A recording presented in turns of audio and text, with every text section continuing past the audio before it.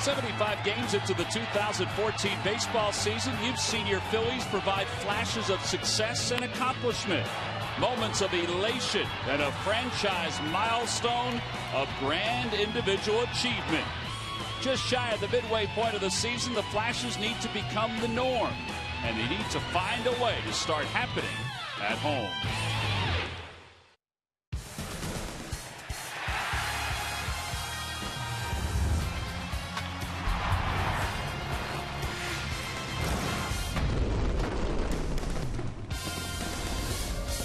Really, the only thing the Phillies could do is turn the page from last night's disappointing 4-0 loss, the 8th shutout of the season here at Citizens Bank Park. Now they'll get set for Game 2 of this 4-game series here tonight against the Miami Marlins. It's an absolutely gorgeous night for baseball. And as we take a look at what the Phillies did on their 5-game winning streak compared to this current 3-game losing streak, boy, the numbers have gone from great to, oh no, here we go again. Just 3 extra base hits.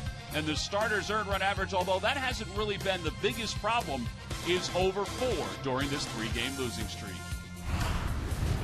Hi, everybody. I'm Tom McCarthy, joined by Matt Stairs. The Phillies will hope to start a positive streak here tonight. They're going to turn the ball over to their young right-hander, David Buchanan, who really pitched his best ball game in the big leagues last time out, Matt. Yeah, he really did, and it seems like every time he's taking that mound, he's getting that confidence, knowing that he believes and knowing that he belongs in the mound. One thing I like about it, he can throw a changeup, he can throw a fastball whenever he wants down the zone and get some ground balls and double plays. Last outing in St. Louis, he had 13 ground ball putouts. So to me, he's working quick, he's down the zone, he's throwing strikes, he's keeping his defense into the game, and that's the most important thing for a starting pitcher. He also had a pace and a confidence that I don't think he had in the previous starts. Now, it got better as the game went on, too. Well, I think what it is, he also believes in the stuff, and he's not relying on Chooch or whoever's catching that day to call the pitches. Whatever he has set in his mind, he wants to throw that pitch, which is nice to see a rookie pitcher do that at times and not rely on the veteran catcher to take you through the whole game. But if he wants to throw a changeup in certain situations, he does. All right, so now for the Marlins, they also have a youngster who's made one major league start. He's their top pitching prospect in left-hander Andrew Heaney, who will make his second major league start tonight. Yeah, this is probably the number one top prospect pitching in minor league baseball. The thing about him is he's a guy who has a very easy delivery. He stands on the first base side. When he throws a fastball into right-handers, he can get up to about 93 miles an hour, but he usually lives about 90, 91 miles an hour fastball. The thing with him is he has to learn how to throw his sliders for strikes. He has very good tempo. What I like is he stands up tall and he gets on top of the majority of his pitches. With left-handers, he throws that tough two-seamer inside to them so they can't get their hands extended. But when he needs to get a strikeout, he has a very good slider and a very good changeup. He was locked at a heck of a pitcher's duel in his major league debut against Zach Wheeler. The Mets scored only 1 run. That was a home run by David Wright.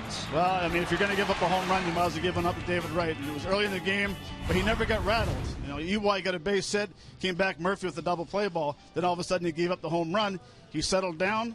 Unfortunately, lost that game. All right, so it's a battle of the young guns here tonight at Citizens Bank Park. Andrew Heaney getting the start for the Marlins, and David Buchanan making his 7th major league start. His ERA is down under 5, and his record is 3-3. Well, one guy that David Buchanan and the rest of the Phillies staff really has to deal with is Casey McGee in the middle of the order. He's not hitting for much power, but last night he had 2 doubles, including a 2-run double in the first. Lineups and first pitch when we return. Phillies baseball is brought to you by Toyota. Where will Toyota take you? Visit buyatoyota.com to find out. Toyota, let's go places. By Citizens Bank, introducing One Deposit Checking. Keeping things simple is helping you bank better. By Xfinity, your home for the most live sports. And by Independence Blue Cross, the most preferred health plan in the region. Independence Blue Cross. Live fearless.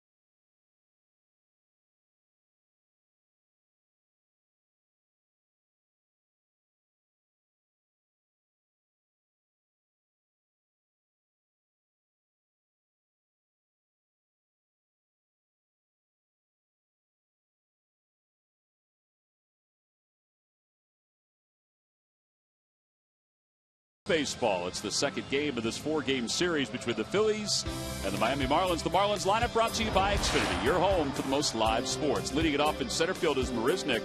Derek Dietrich, the second baseman, bats second. Giancarlo Stanton hits third, followed by Casey McGee and Jared Saltalamacchia. Marcelo Zuna's in left field. He'll bat sixth. In the bottom third of Jones, Lucas, and Heaney. And they'll face Phillies right-hander David Buchanan. And Buchanan's ready to go, 3-3 on the year. Facing Jake Marisnick, and the first pitch of the night is taken outside, so we're underway. The numbers on Buchanan, a 4.95 ERA, but he's coming off an outstanding outing against the St. Louis Cardinals. And it's even 1 ball and 1 strike. Well, one thing you're going to see from Dave Buchanan, one, he's getting a lot of confidence, but the 90-92 mile an hour fastball, good cutter, good change. In his last outing, like you said, had a very good outing, but he's pitching with a lot of confidence right now. Fastball that's in there. It's 1-2. We noticed it as the game went on. He got a big double play in the first inning of the last game against the Cardinals, and ever since that, or from then on, he just seemed like he had a totally different body language to him. Throws a changeup that's hit foul, and it remains 1 ball and 2 strikes. Marisnick was 0 for 5 in last night's ball game. He is ranked 3rd by Baseball America as far as prospects go for the Miami Marlins. Little looper out toward left. Here comes Mayberry, and he'll make the catch, 1 away.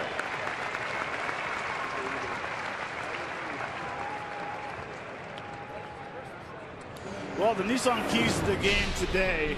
The first one to me, act like you're on the road. They play a Shawinigan ball on the road, carry that over today, and make the rookie work on the hill who's pitching for the Fish tonight. The rookie for Miami, not yes. David Buchanan. Right, correct. The Fish. I think that's a good way to put it, is to make him work, make him feel uncomfortable out on the mound for the Marlins. Here's Derek Dietrich. Dietrich was 2 for 5 in last night's ball game. Dietrich rounds one toward the right side. Nice play by Utley on the backhand. Sproling gets to his feet, throws him out, 2 away. Now, last night the defense left the Phils in the top of the 9th inning. Not here in the first. Outstanding play by Utley. Yeah, it was. And that's one thing about your defense, has to be ready, because you're going to get a lot of ground balls. And Chase went to his right, made a very nice play. That made a strong throw to first base, where last night we kind of see the little baby throw to first. Tonight he puts some zip on it and hits Howard in the chest. Amazing how much the ball last night sunk. Yeah. No balls and 1 strike to Giancarlo Stanton. He was hit by a pitch twice in last night's game. Wound up scoring a run. And a cutter in there. It's 0-2. Now, last time the Cardinals said they had a difficult time picking up Buchanan's pitches as it came out of his hands. Let's hope he has that same kind of deception here tonight. Bob McClure certainly hopes so.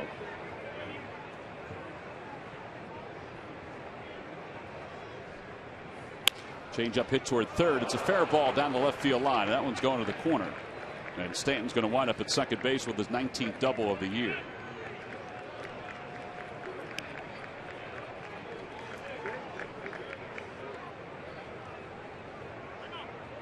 So 2 away.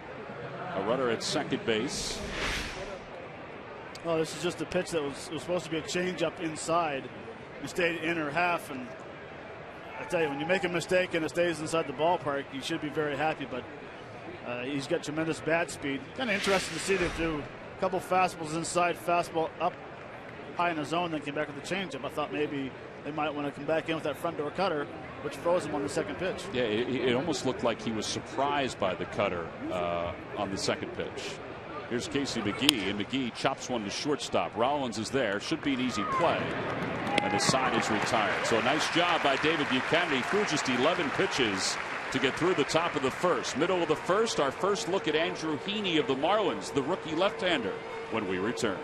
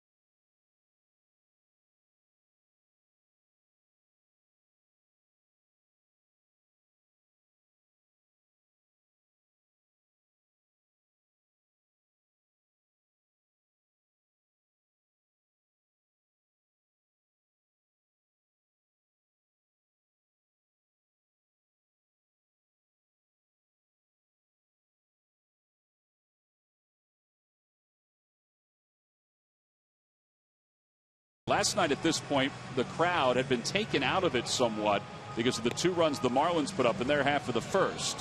Phillies threatened a little bit in the bottom of the first but didn't score. Let's see what they do here tonight. Their lineup's brought to you by Xfinity, your home for the most live sports. It'll be Rollins, Ruiz, and Utley, followed by Ryan Howard, Marlon Byrd, and Cody Ashe. John Mayberry's in left field batting 7th. Ben Revere hits 8th.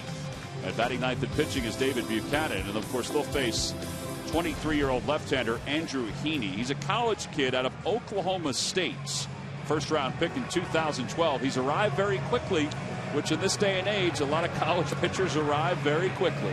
Well, I think he's arrived a little sooner than they expected. I don't think they wanted to call him up this early, but I watched a lot of film of him today, and with his 89 to 93 mile-an-hour fastball, when he throws the fastballs into the right-handers, he's usually when he tops out about 93. That's where he wants to get something on the fastball inside the right-hander. Stands on the first base side of the rubber, which is very interesting the way he stands with his heel. So it doesn't really get a real good push off the mound. But anyway, it works for him, and he's a very good left-hander. Well, we'll watch that tonight because you're right. It is somewhat of a peculiar setup for a pitcher. Jimmy Rollins will lead it off. Rollins takes on the outside corner. It's 0-1. Rollins on the year hitting .244 with 8 home runs, 29 runs batted in.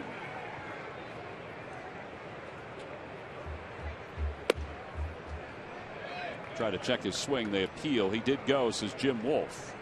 And it's no balls and 2 strikes. Rollins with 2,242 hits for his major league career.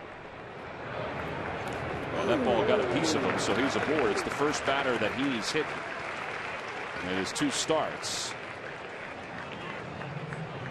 I think it just grazed the foot of Jimmy Rollins. He looks like he's okay.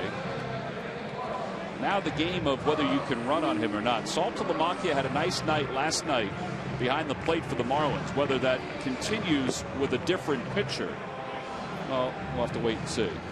Yeah, and you're probably going to see Jimmy take a bigger lead than usual and make him throw over there.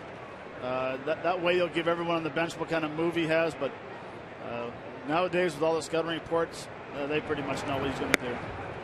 Outside, 1 ball and no strikes. Heaney's one of 2 big-time prospects that the Marlins are waiting for. Obviously, they already have Jose Fernandez, who was the Rookie of the Year last year. But the other one is Justin Nicolino, who's 7-2 at Double-A with an ERA of 3.08. He's another left-hander. Change up, and that's in for a strike. It's 1-1 to Ruiz. This is Carlos's 18th game as the number 2 hitter.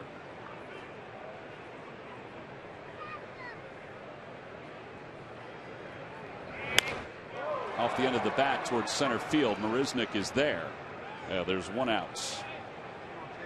Rollins thought about tagging. He drew the throw.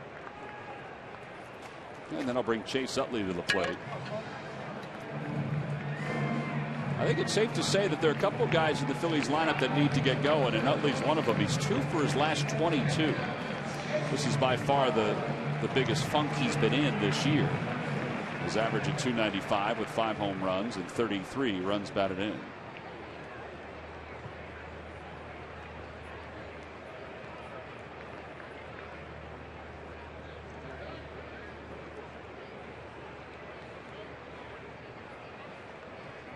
Utley takes low and in. 1 ball and no strikes.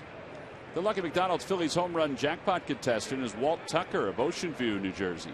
Phillies hit a home run in tonight's ball game, then Walt will win $400.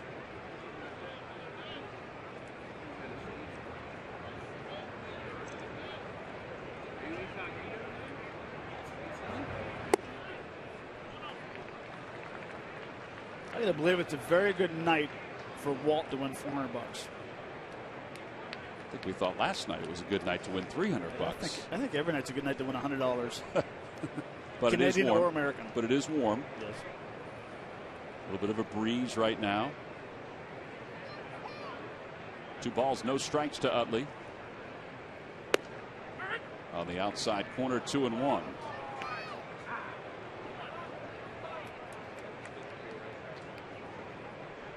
Home plate umpire is David Rackley.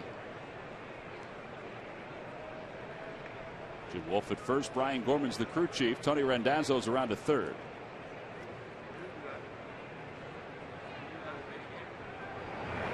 Swing and a miss, and it's 2 balls and 2 strikes.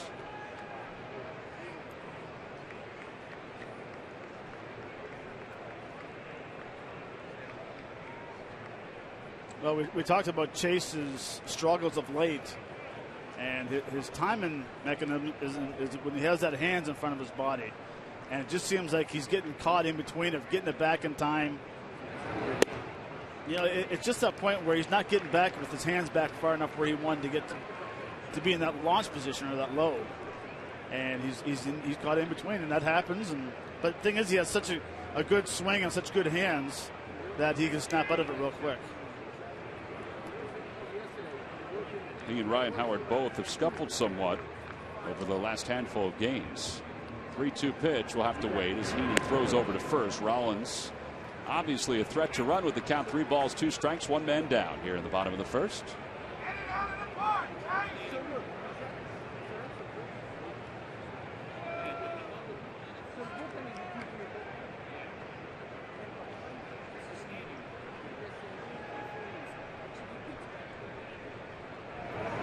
Outside, ball 4. That'll put runners on first and second. So a hit batter followed by a fly ball to center. And then the walk brings Ryan Howard up with a chance to give the Phillies the lead here in the bottom of the first. All right, Matt, here's the scouting report on Heaney in his first start. Not a lot of curveballs, huh? No. It didn't even fit in the pie chart. That's how small it was. Well, he throws 93, so he established his fastball. With Redmond, the manager for the Marlins, he says he needs to learn how to throw his slider for strikes. And we saw it earlier with Jimmy Rollins getting hit in the foot.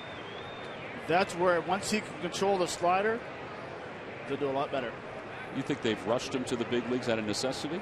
I mean, he's a college pitcher, so sometimes college pitchers are a little more mature. He did have good numbers in the minor leagues. Right. He was drafted, in 2012? 2 years. Yeah, he's rushed quick. He hasn't gone to that area where he struggled in the minor leagues, and understand that the game's not that easy.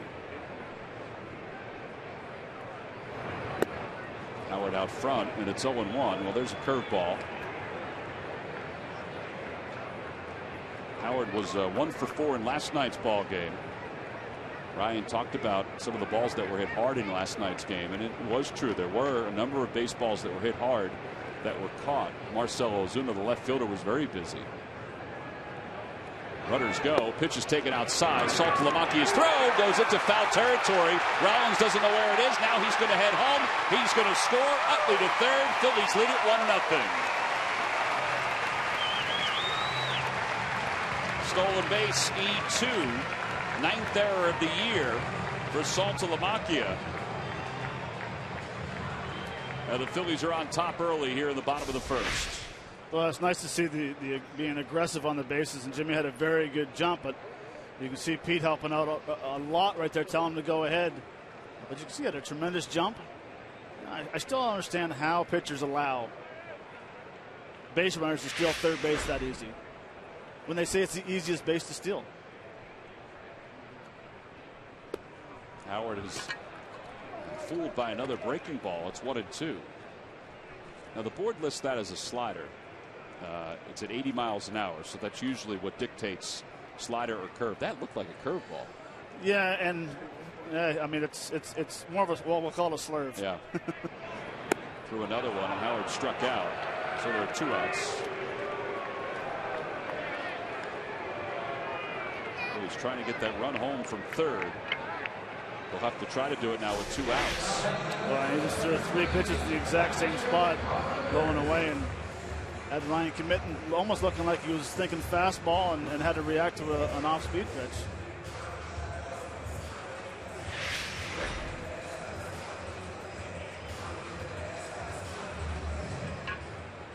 Marlon Byrd is a .260 hitter with 12 home runs, 43 runs batted in. He's 0 for his last 10.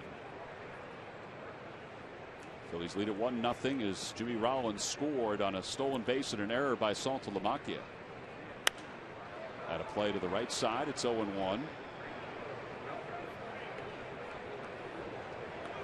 Phillies were busy today with a little extra batting practice. Dominic Brown, for one, was out here, not only on the field but also in the cage. They do recognize their lack of offense here at home. There's Dom, who, as Ryan Sandberg said, is getting a mental break today and possibly tomorrow. Inside, 1 ball, 1 strike.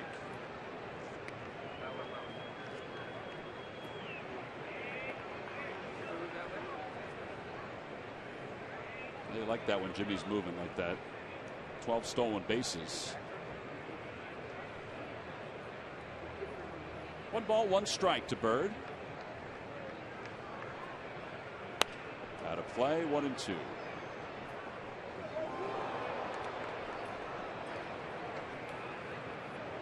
Well, you got to tip your cap to Chase for realizing he's trying to steal third base.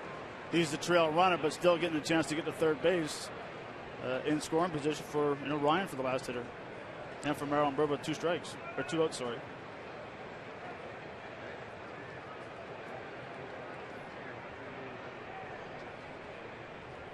Marlin rips it toward left center field. It's deep. Marisnik going back. It is gone. Line drive, 2-run home run for Marlon Bird. 3-0 Phillies. And yes, it is a good night to send somebody $400. And Marlon Bird has just done that for Walt Tucker of Ocean View, New Jersey.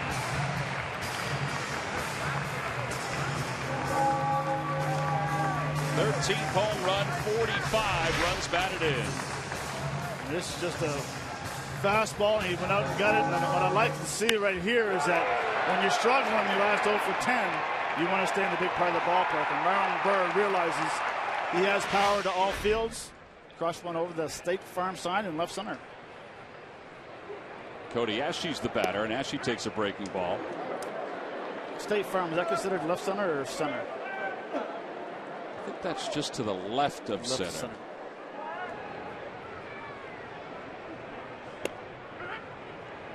No balls and 2 strikes to Ashe. Ashe hitting .274 with 4 homers and 21 RBIs, 3 for 3 last night. And he pulls that one, diving stop by Jones. Heaney's there to cover, and the side is retired. Marlon Bird's 3rd home run in his last 7 games breaks an 0 for 10 stretch, and it gives David Buchanan a 3-0 lead.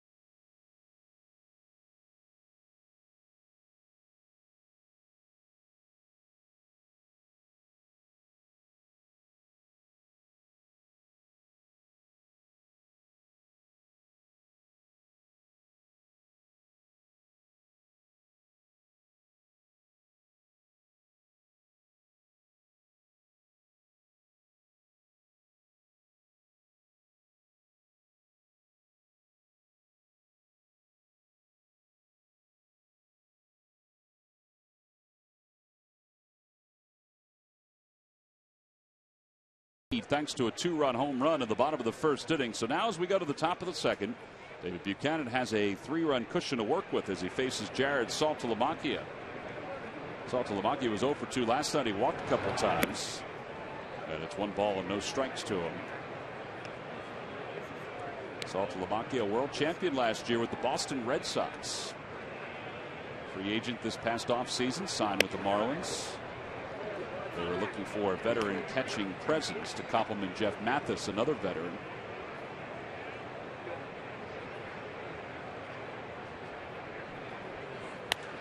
Down the right field line, that's hooking foul.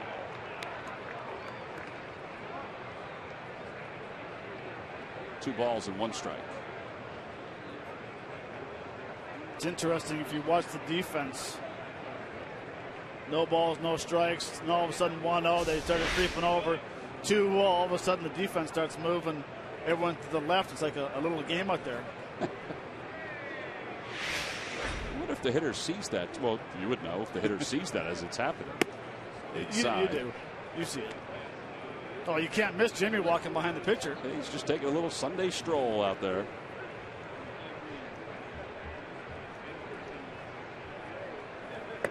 Change up, and it's 3-2. Had him way out front.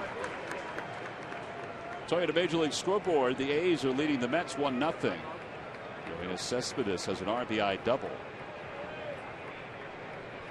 Scott Kazmir starting that ball game for Oakland. Bartolo Colon for the Mets. Saltalamacchia draws a walk.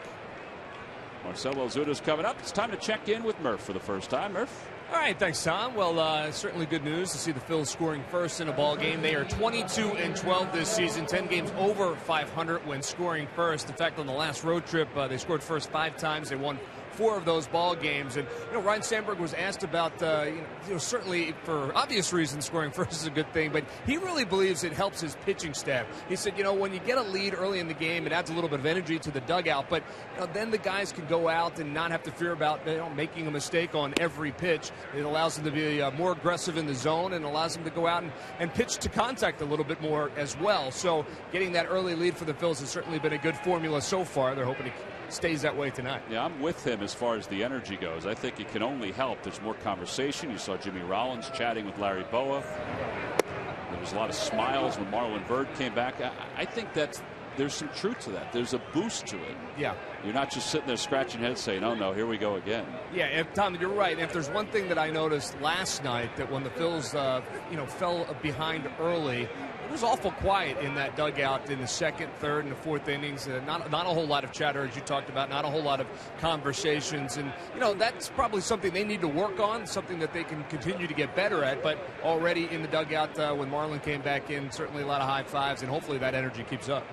2 balls and no strikes to Ozuna. He hits it toward third, off the glove of Ashe into left field. That'll put runners on first and second with nobody out. We'll see how they score that one. It did take a hop at the end. They're going to score it a single. So Ozuna has his first hit of the series. He just has like that top spin.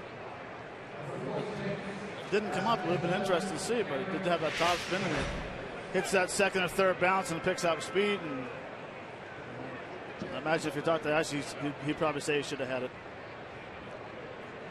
Yeah, Cody's a pretty competitive kid and works at defense as much as, if not sometimes more than, his offense here on the big league level. Here's Garrett Jones with 2 runners on and nobody out. And Jones takes a fastball a little low. It's 1-0. Jones was pinch hit for in last night's ball game. He was 0 for 2 with a walk.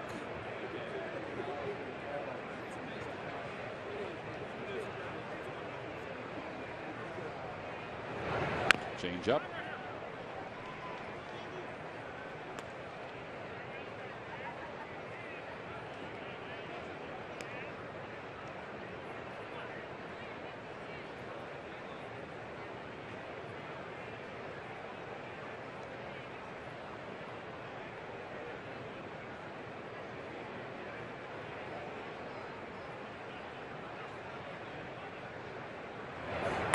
Line drive, base hit it to right field. Saltalamacchia is being held at third. Throw cut off by Howard, so now bases loaded with nobody out.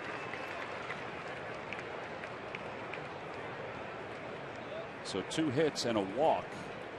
And there's a little bit of a problem brewing for David Buchanan.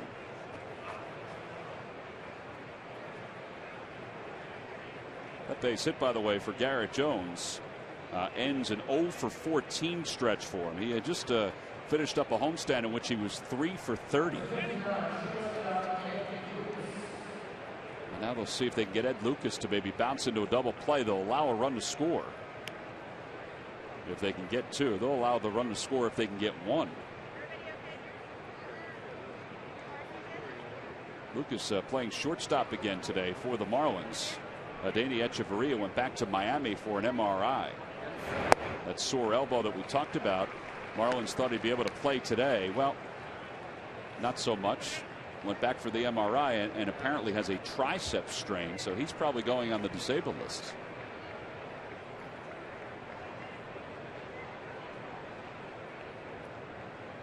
No balls, 1 strike to Lucas.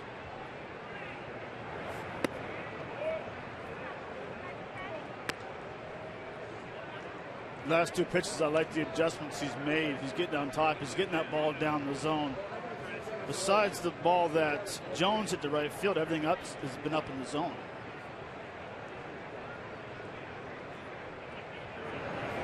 Inside. I think because he's been up in the zone too, he's falling into some hitters' counts. And the Nationals, who are 4th in the league in runs scored, they're not missing on a lot of those hitters' counts.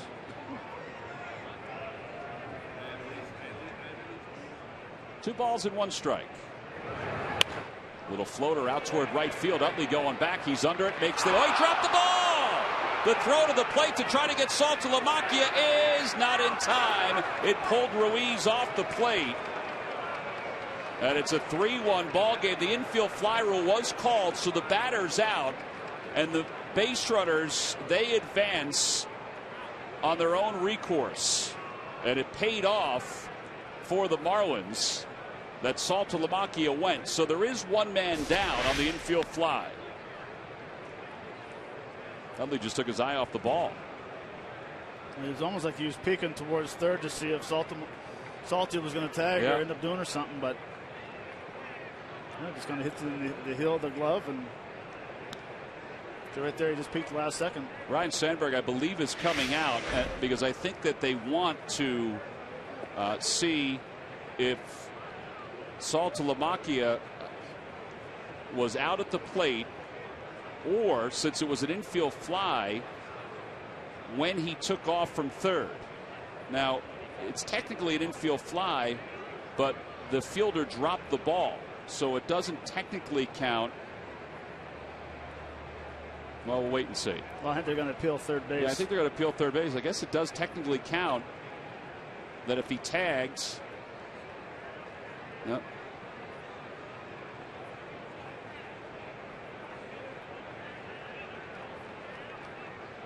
So it's going to be E4.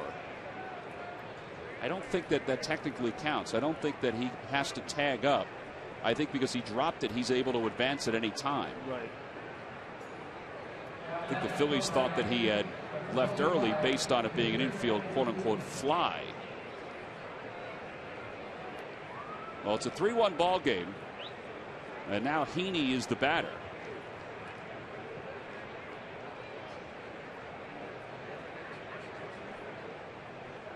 Heaney's 0 for 1 in the big leagues, and he takes a strike. It's 0-1. All right, just so you know how they score that, the putout goes to Utley on Lucas's fly ball, but he also gets an error to allow the runner to score from third.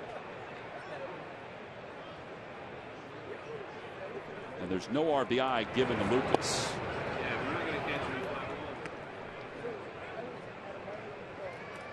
So a 3-1 ball game. Second error of the series for Chase Utley. He's now made 6 on the season. Chopper right side. The runner will not advance home. Howard will rightfully tag Heaney. There are 2 outs. With runners on second and third, and Marisnick is coming up.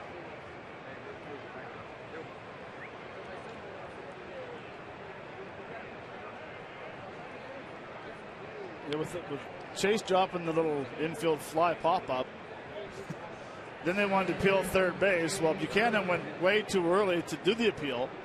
Chooch is still walking back the catcher's to the home plate. Right. Because because it's a live ball at that point. Right. You know, the runner at third, if he chose to, could have come home if nobody was, let's say, covering the plate. Carlos was getting there, but it is a live ball. Marisnick flied out to left. His first time up. He's 0 for 1.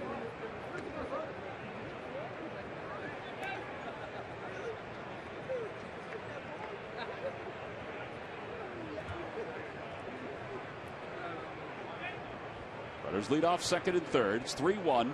Phillies on top. Upstairs 2-0.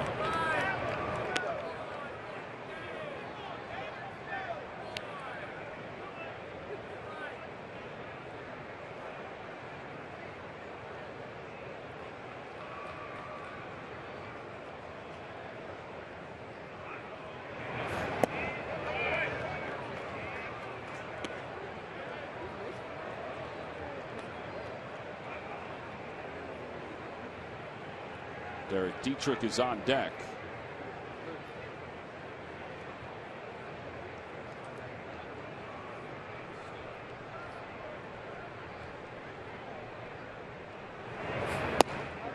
And ball 4. He just walked him on 4 pitches.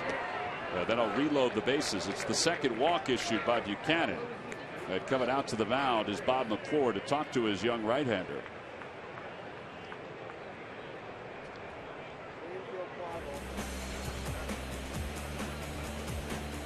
Get all your Philly sports news and scores when you're on the go. Be the first to know breaking news on all the Philly teams right from your smartphone. Download the free CSN Philly Sports app today.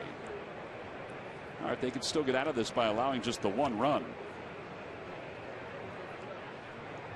As they go after Dietrich. Dietrich grounded out to Utley on a fine play by Chase his first time up. It's a long conversation. 23 pitches in this inning.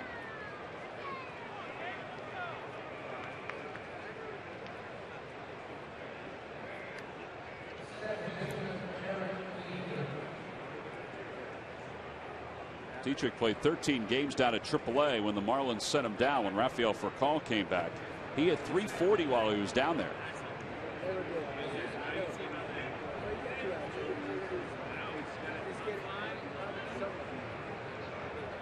Change up, and it's 0-1. His changeup is up tonight.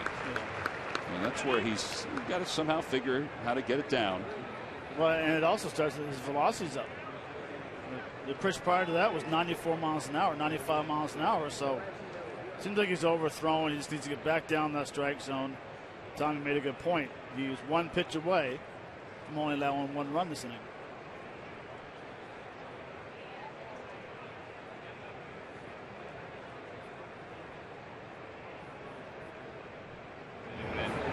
Fastball outside, and it's 1 ball and 1 strike.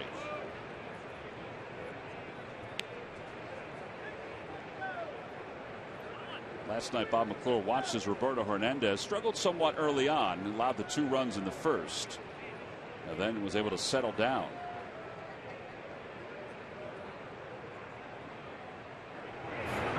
Broke his bat, looper out towards center. Revere's there. And the side is retired. So 1 run scores on the error by Chase Utley. That's it. Marlins leave him loaded. Middle of the second. It's the Phillies 3. Marlins 1.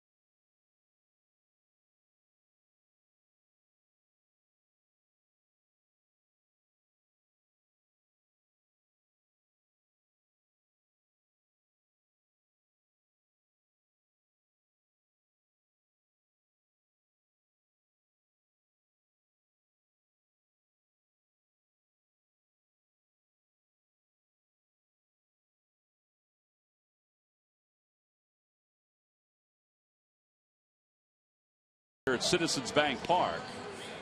Well, this Friday night, you can join all of us. Me, Matt, Jamie, announcers in the outfield. That's right. We're going to be out of the outfield at some point, out of the seats. Not going to tell you just where just yet. We're going to be out in the crowd, soak it in the sun, and soak it in a little night baseball, weather permitting, when the Phillies take on the Braves this Friday night. Well, and if you look at the promo there for a second, Jamie threw the pitch. That was your glove trying to catch the ball that I crushed through your glove, by the way. It is a ratty glove. It's old.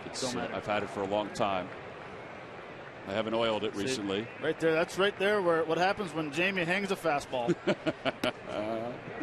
Tore the cover off it. There was a guy earlier this year that tore the cover off the ball.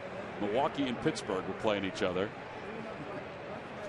1 ball and no strike. But we're looking forward to it. We'll give you a little more insight on where we're going to be as the week moves on. The ball is fouled over the dugout. It's 1-1. By the way, just to kind of clean up the infield fly rule and the runners scoring from third. Mike McConey, who's the official scorer here at Citizens Bank Park, just came in and just want to remind us that that run is still earned. Now, if Utley had caught the ball, then Saltalamacchia had to tag and would have gone home. Would have been his decision whether he would have gone home or not. But because the ball was dropped, he never had to go back and tag, which is what we had mentioned.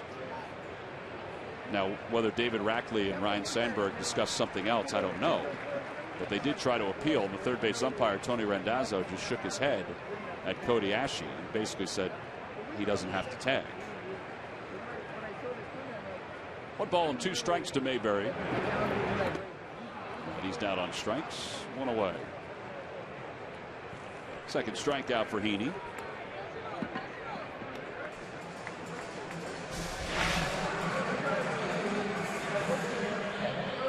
That's that slider that they're talking about, that it's his out pitch when he wants to try to throw that back foot slider right there, and it's very tough to lay off for right-handers.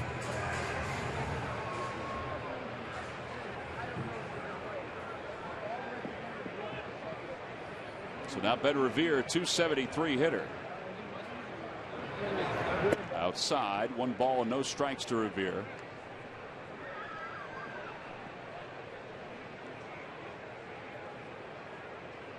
Revere's numbers against lefties have been good, and he hits that one toward the alley in right center field. Marisnik's not going to get it, and it goes by him and rolls softly to the wall, and Revere's on his way to third, and he's going to get there easily with a 1-out triple, his 4th triple of the year.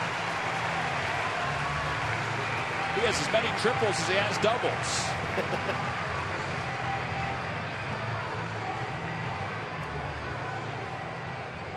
They were shaded over toward left center, and he pulled it toward right center. Yeah, he puts a very nice swing on a fastball, drives it to right center, and as you said, he's got now as many triples as he said has doubles. I don't think I ever could say that when I played. There might have been a point, maybe in the minor leagues. Yeah, maybe. Well, yeah, I had 13 1 year in the minor leagues. Did you really? Yep. I don't mean to say that with shock. I say it more in awe than shock. Here's David Buchanan, who's 0 for 10 in his big league career. The contest was won by Roberto Hernandez last night. Who would get their first major league hit first, Roberto or Buchanan? And it was Roberto. Shows bunt, takes outside, 1-0. The infield is in, and everybody, I mean everybody, was charging in as Buchanan was squaring. Here's Roberto. Got that hit last night, and his average jumped 43 points. Buchanan bunts it foul. He just jabbed at it. It's 1 ball, 1 strike. Yeah, his overall season average jumped 43 points. His career average jumped about 13 points. Baby steps, though.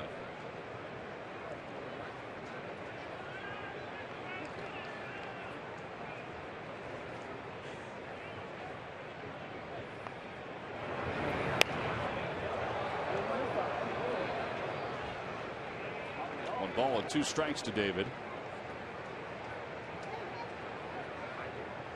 Be careful over here, okay?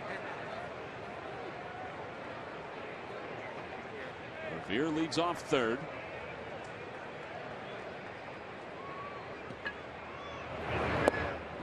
after a breaking pitch, and that's the third strikeout for Heaney. Jimmy Rollins is coming up to face Heaney. And speaking of Heaney, it brings us to our Geico quote of the day. Mike Redmond talking about his young left-hander. The changeup is going to be huge for him. The slider is an out pitch. The key to him will be to be able to locate and throw that slider for strikes, which he just did. He's going to have to do that to get deeper into games. He's basically saying that if he has a chance to put somebody away, he has to be able to put them away. And that slider, it seems, will be that pitch that can put hitters away. No balls, one strike to Rollins. He was hit by a pitch his first time up.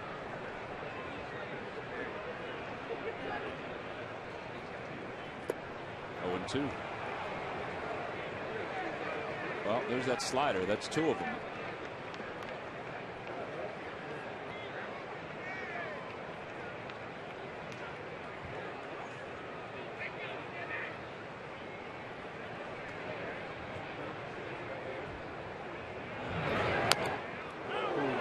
Hit Rollins in the face, or at least the top of the head as it came up. I think, I don't know, maybe toward the eye.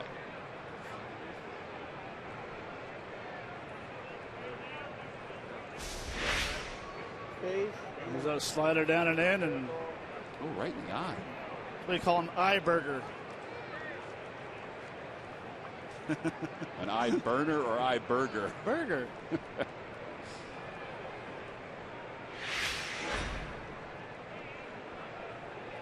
Lucky he didn't hit that ball that hard. I'm sure it still feels like somebody poked him in the eye.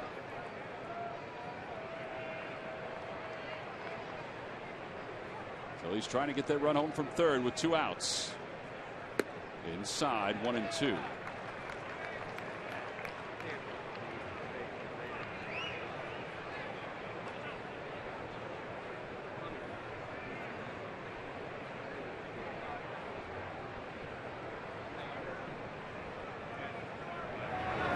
That ball gets away from Saltalamacchia. Revere coming home, and he is safe.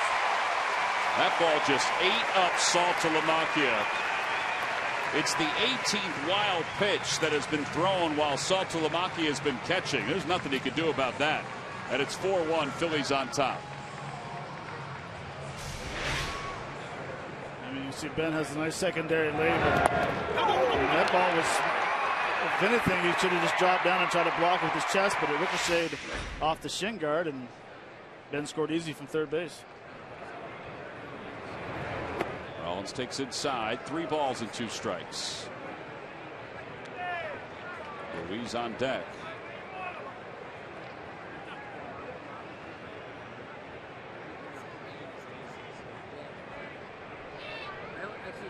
Ball 4.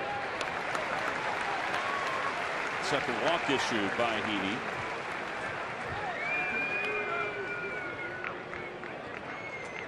Well, the triple by Revere allows him to score on the wild pitch.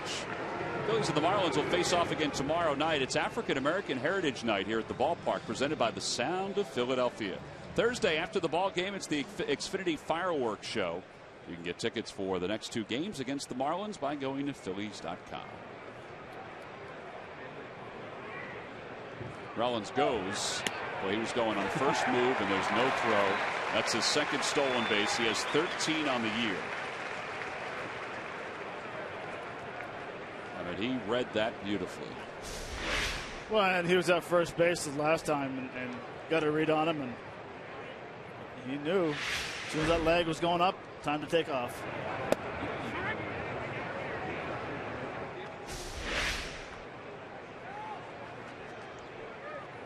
It almost looks like he was reading the delivery by the way he was dropping his chin down to his chest.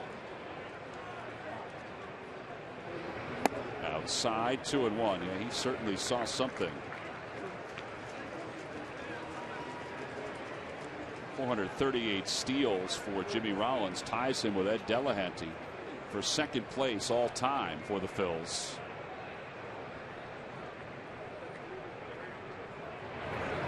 Carlos hits it out towards center field. Marisnick was playing shallow, but he'll still be able to recover and get back there. And the side is retired. So the Phillies score another one on a triple and a wild pitch.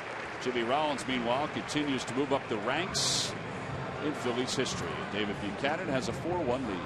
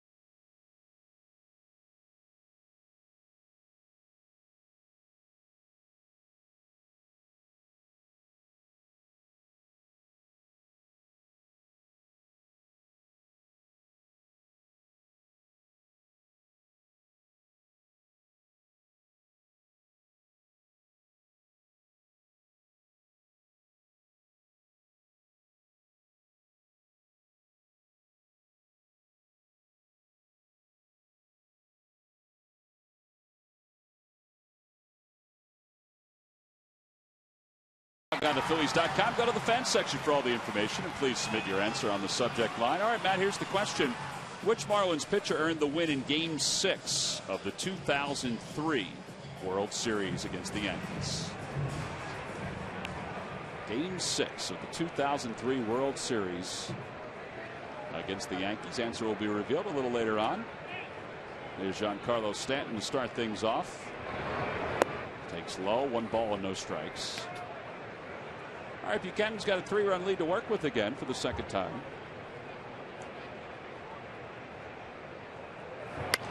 That one's hit out towards short on 1 hop, scooped up by Rollins.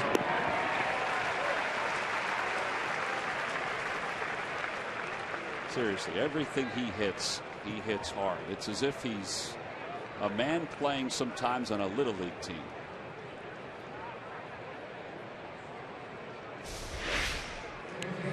Well, if you want to see a power swing, that is a power swing. And he hit that ball extremely hard to Jimmy, who made a very nice play. But he also got jammed on that ball. Well, we've seen him hit some long home runs. He already has 14 in his short career against the Phils.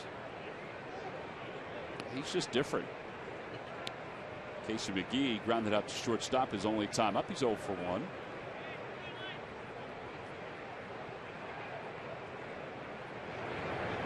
Change up. 1 ball, 1 strike.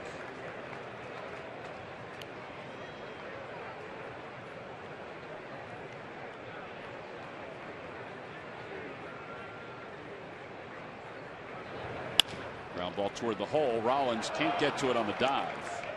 And a base hit for McGee. He's now hitting 15 straight on the road for the Marlins.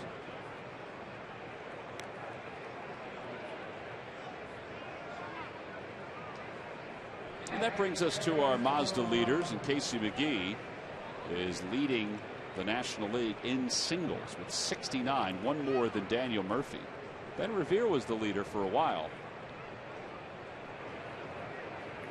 but then Ben just started hitting triples. For McGee, 69, just ahead of Murphy. David Wright's on that list. 1 ball, no strikes to Salta Lamacchia. He walked his first time up.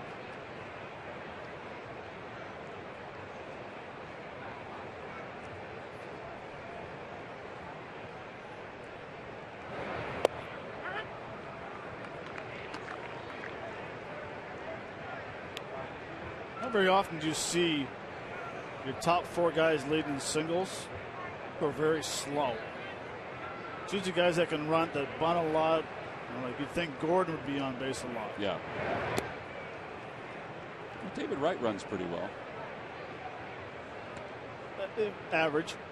I mean, he's not about it. He's an average runner. Okay. Yeah, you are right about that, though. 2 balls, 1 strike to Saltalamacchia. Ground ball through the hole on the right side. McGee will stop at second. So 2 on with 1 out. And that'll bring Marcell Ozuna to the plate.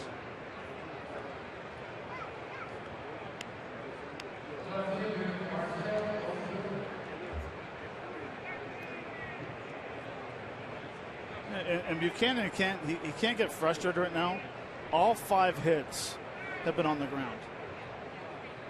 It's just now of a matter of getting that luck to hitting a ground ball to one of your infielders. Yeah, they have 5 hits so far, and even the double by Stanton was on the ground. It was just down the left field line.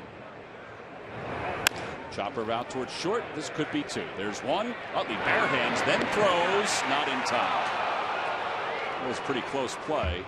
The only way Utley would have gotten Ozuna was to barehand it like that. 6-4 on the putout. Yeah, and Ozuna gets out of the batter's box very quick, and you know it's a perfect feed and a perfect turn, but Ozuna just get down there a lot quicker. Well, he thought he made the right pitch, and it was the right pitch. Garrett Jones is now the hitter. He singled his first time up. 1 for 1.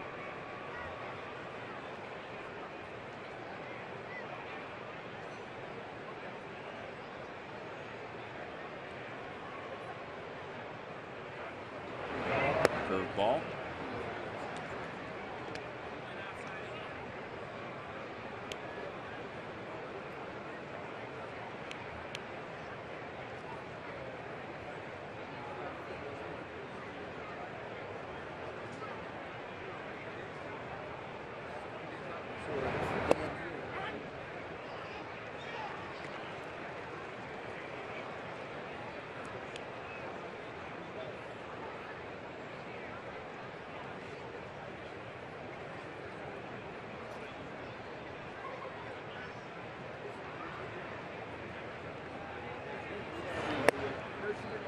Pretty close pitch. 2 balls and 1 strike.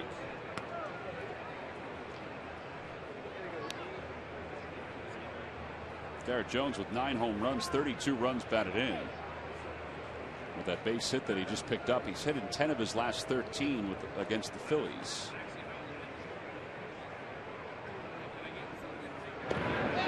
He's gone at first base. A surprise toss, and Ozuna froze in the base path. Quick feet by David Buchanan. He picks off Marcell Ozuna. And the side is retired. No runs, 2 hits, 1 man left. And Marcell Ozuna gunned down by David Buchanan over at first.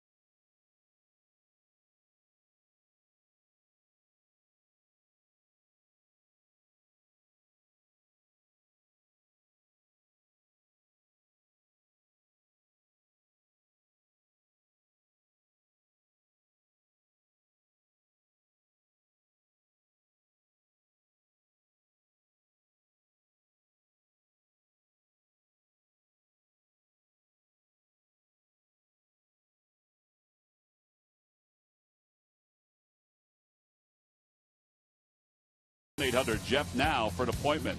By Xfinity, your home for the most live sports. And by Toyota, where will Toyota take you? Visit buyatoyota.com to find out. Toyota, let's go places. Bottom of the third, the Phillies have jumped out to a 4-1 lead. 4 runs on 2 base hits.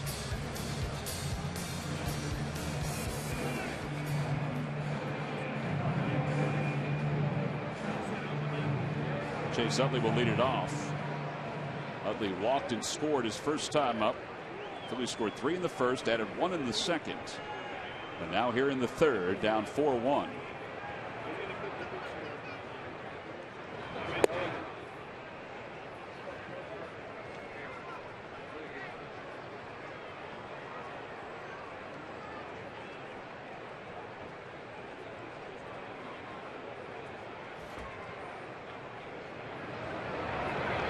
Fastball in there. 1 ball, 1 strike.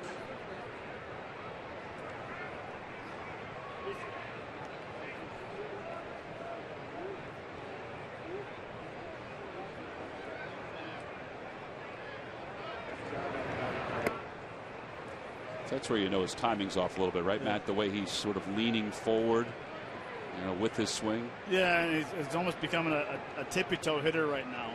And he even carries over to some of the takes he's taken.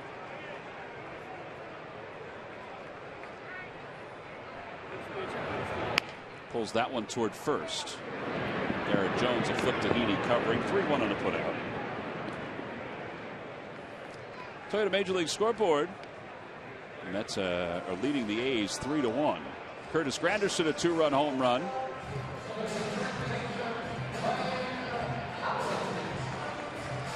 That'll bring Ryan Howard to the plate.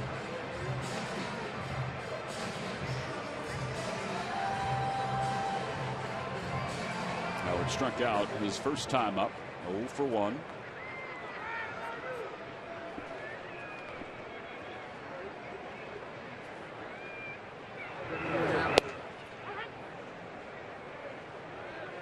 Mentioned that Heaney's a college kid. He's out of Oklahoma State. Very good baseball program. This year in the minor leagues, he was 7-2 with an ERA of 2.47. Now that was at AA and AAA.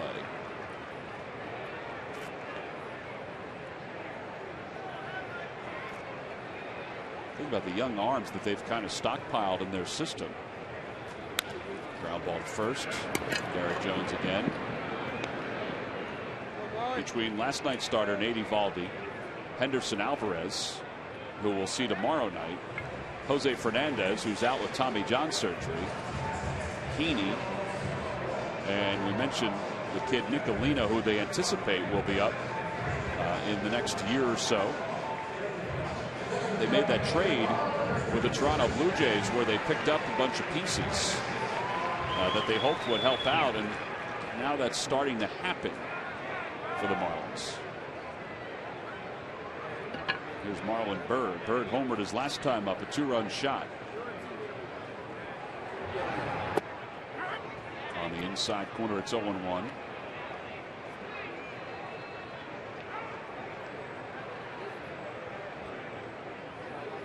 Now you're still not going to convince that entire fan base that those were good trades after the signings that the Marlins put together. It's tough to tell fans after they build a new ballpark to be patient when you make signings like that and make trades like that. But that's what the Marlins have done over the last couple of years. 2 outright out of play into the Hall of Fame club. Well, with the trade with the Blue Jays a few years ago, Miami was in last place. Were they going to turn the corner? No.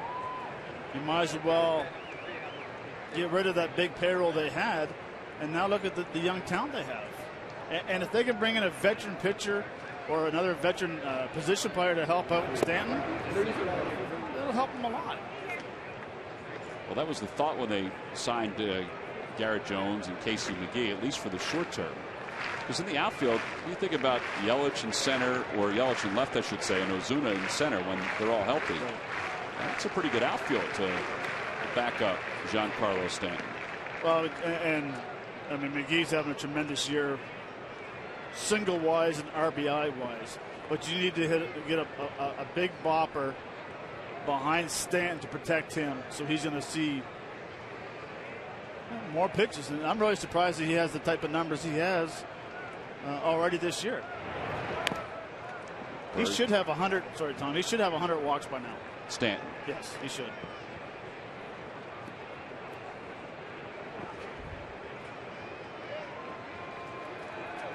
Well, the thought is that he's going to stay in Miami. Now, we'll see.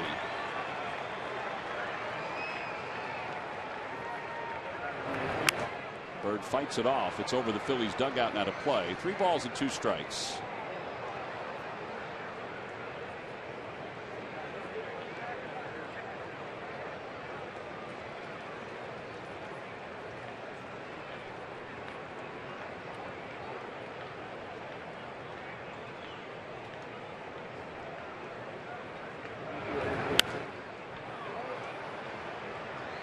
So he's getting closer to timing that fastball.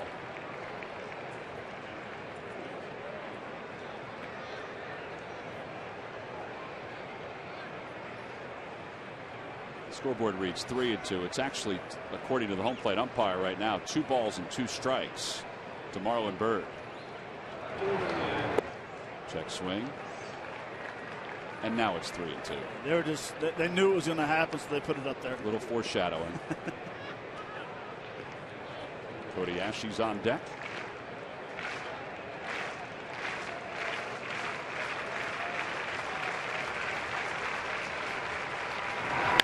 Over toward the hole, backheaded by Lucas, who sets and fires in time.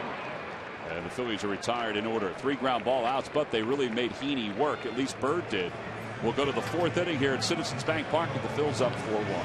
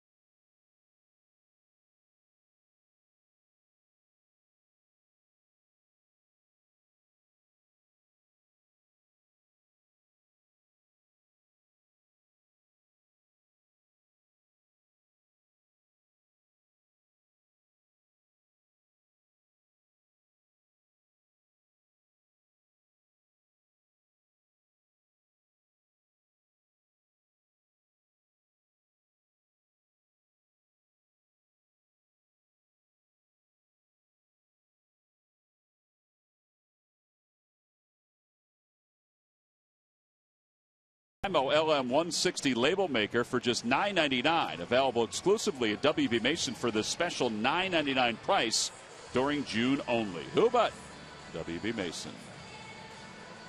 Top of the 4th inning. It's 4-1 in favor of the Phillies. David Buchanan will face the bottom third of this order. Garrett Jones, who was up when Marcell Ozuna was picked off, Ed Lucas, and Andrew Heaney. Before Jones singled his first time up, so he's 1 for 1.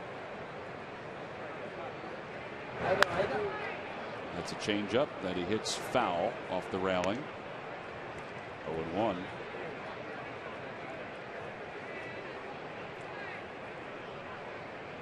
All right, talk about the pitcher here, Matt. He just threw this changeup. Jones way out in front of it. What do you come back with? If you're a hitter, what do you think of the pitcher's coming back with here?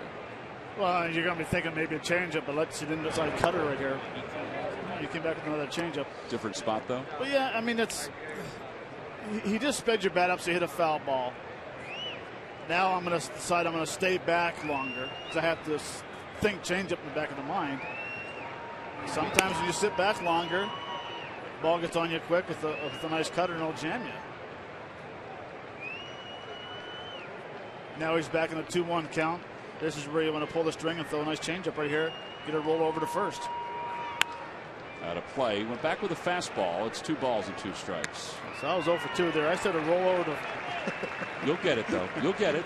But see, that's why I was a hitter. I'm a little concerned, though, that you didn't know it was coming here as a hitter.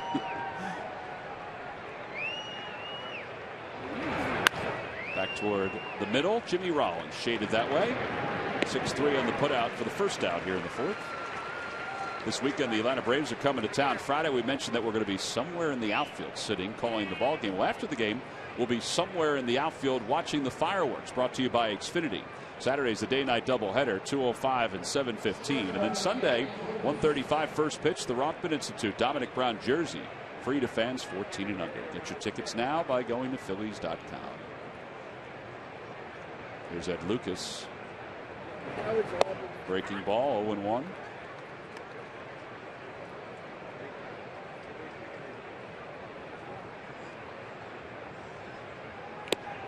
Change up, 0-2.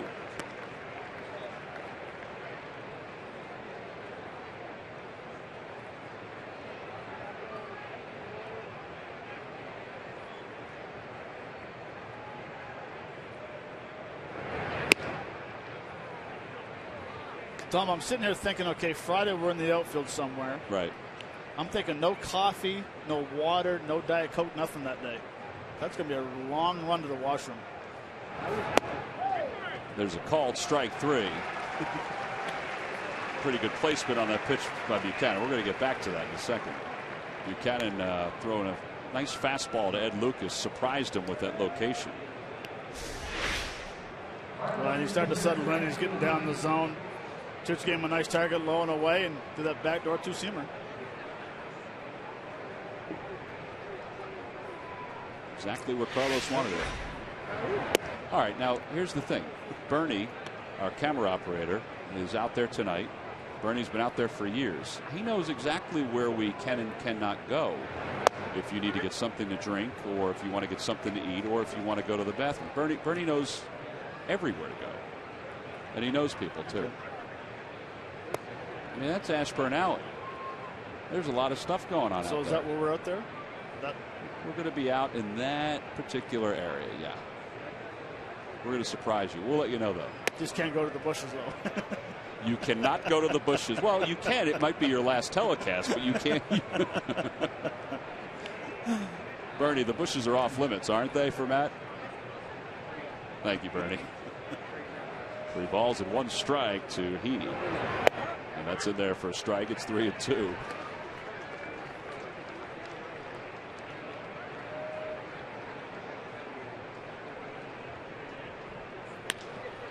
Fly ball right center field. Marlon Byrd says he has it. David Buchanan has a pretty easy 4th inning.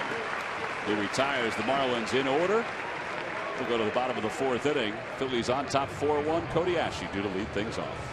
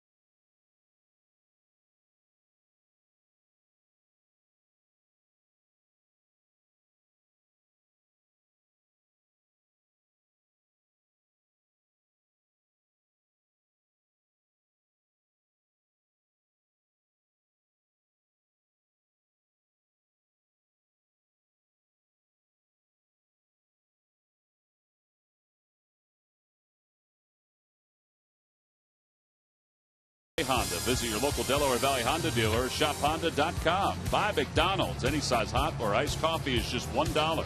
McDonald's, I'm loving it. And buy Chevrolet. Visit your local dealer at chevydealer.com.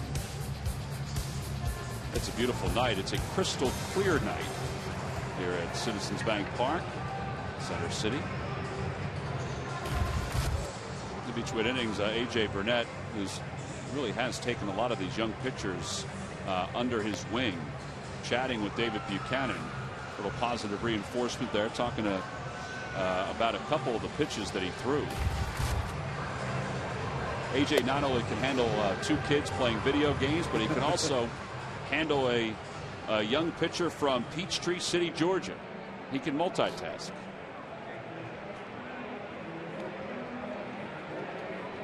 And things haven't changed with AJ.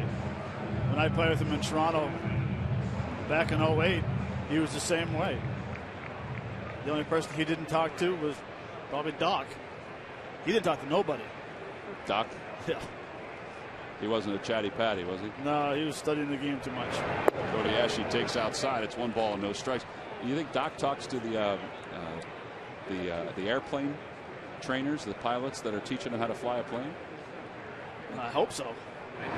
Swing and a miss. 1 ball and 1 strike.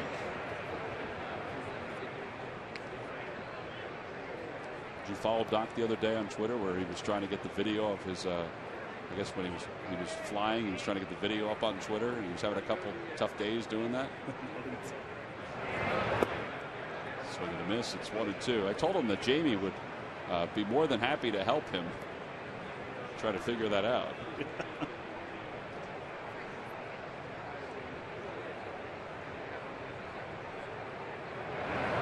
Swing and a miss. All those breaking pitches, and Ashley is down on strikes. 1 away here in the 4th. It's now time for you to tweet your photo using hashtag PhillyFanPhoto for a chance to have it shown in an upcoming game broadcast. Brought to you by AT&T.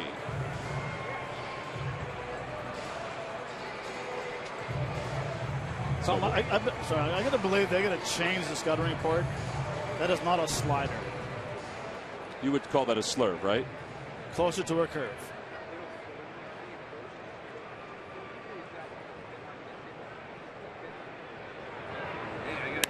Got a play over the first base dugout. 0-1. Mayberry struck out his first time up. Yeah, I would agree with you on that. I think it's more of a curve than it is even a slurve. Well, I know Jamie's listening to the broadcast, so I'm going to ask what his thoughts are by sending me a text if it's a slurve, curve, or a slider.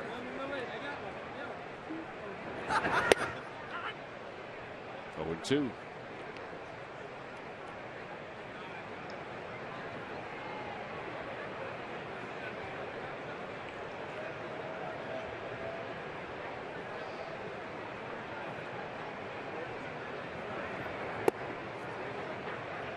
.77 miles an hour.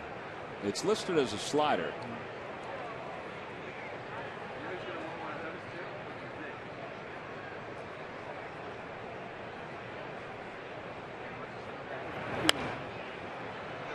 Over the first base dugout again. We mentioned earlier that Dominic Brown has tonight off. He may have tomorrow off. That's why John Mayberry's out in left field.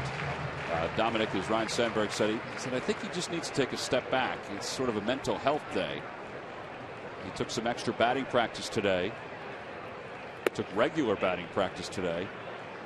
Dominic last night had some trouble with the plate, but also had trouble in the outfield on a ball that we were talking about in the 9th inning. And Ryan Sandberg said it's a ball that has to be, he's not saying caught, but it has to be an attempt made on it. Fly ball down the left field line over toward the tarp and out of play.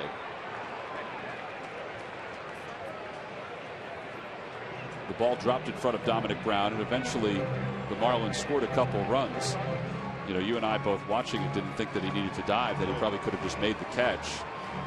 But Dominic and Rhino talked about it, and Rhino said, you know, that's a ball that we can't allow another run to score there. This is the play right here, and he pulled up right there. I still think he could have caught the ball, but again, Dominic said it's all part of a learning process. He said that last night. There's a foul ball. Well, the Phillies added some depth to their outfield play in Lehigh Valley today by Murph signing veteran Grady Sizemore, who began the year with the Boston Red Sox. Yeah, Sizemore trying to make a comeback earlier this season with the Boston Red Sox. It didn't go as hoped. He was batting just .215. He wasn't getting a whole lot of at-bats or playing time, and the Red Sox decided a youth movement was in order, as Mayberry grounds that one is short. So they released him, and about a week later, Phils have signed him to a minor league contract. So he's going to report to the Lehigh Valley on Thursday. And, I guess, guys, it just offers a little bit more depth in the organization and outfield. And, who knows? Ruben Amaro Jr. telling reporters tonight that they like the athlete that is Grady Sizemore. And, if he can find that swing again, then, who knows what could happen. So we'll keep our eyes on him down there. All right, Murph. The one thing the Red Sox did say is that he was a model citizen. He worked his tail off to get back. He missed almost 2 seasons with different injuries, so it's been a while since he's had regular playing time at any level. And I would imagine, Matt, it's hard to jump back into the big leagues and get your timing back when it's been that long. Fly ball center field, and Marisnick makes the catch. Side is retired in order, 7 in a row retired by Heaney. We'll go to the 5th inning here at Citizens Bank Park. The Phillies hanging on to a 3-run lead over the Marlins.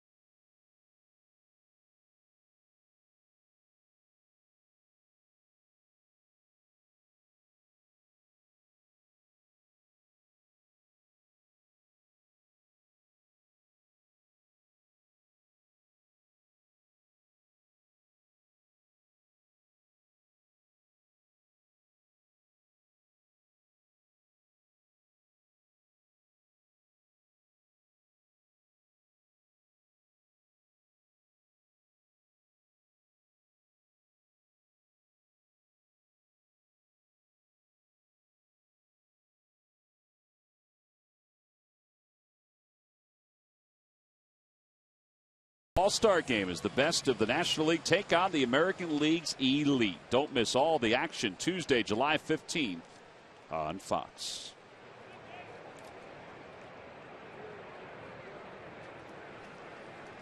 On to the top of the 5th inning. David Buchanan will take on Jake Marisnick to start it off. First pitch is a fastball just off the outer edge. And it's 1 ball and no strikes. Marisnick is 0 for 1. He walked his last time up, flat out to left.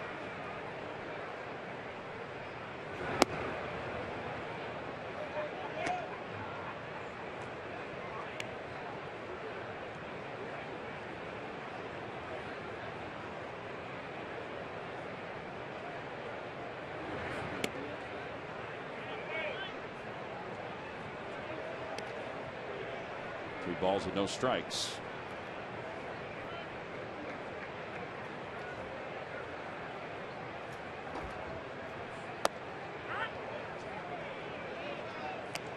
Mentioned that Marisnick is the number 3 prospect according to Baseball America in the Miami Marlins system. This year down in the minor leagues, he was hitting .264 with 6 home runs. Phillies saw him last year as that ball's hit toward the hole, backhanded by Rollins. Quickly he sweeps it over to first in time. 1 away. Last year at 40 games, Marisnick hit .183. That's a heck of a play by Rollins because Marisnick is a pretty speedy runner. Well, and the nice thing about it is Jimmy went to his right, And just as he was catching the ball, he was planting his right foot and getting that strength behind it to throw with that strong arm. And surprisingly, not really, he threw a strike to first base like he always does.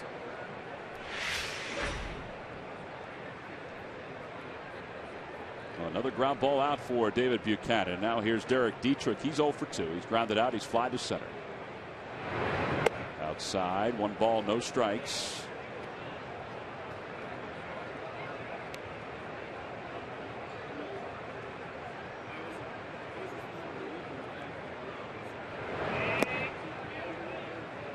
He's fallen behind these first 2 hitters. He was able to come back and get Marisnick.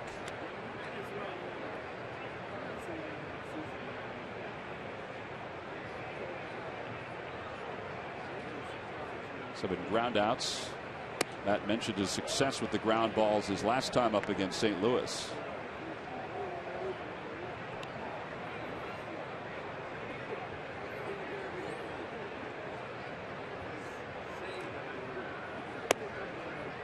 And Dietrich walks on 4 pitches. Second walk issued by Buchanan. Here comes Giancarlo Stanton.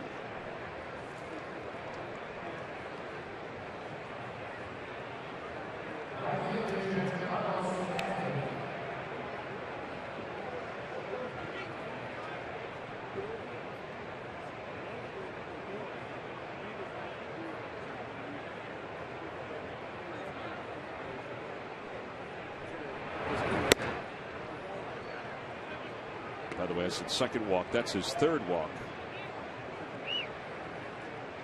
So 1 out walk here. 1 ball and no strikes to Stanton.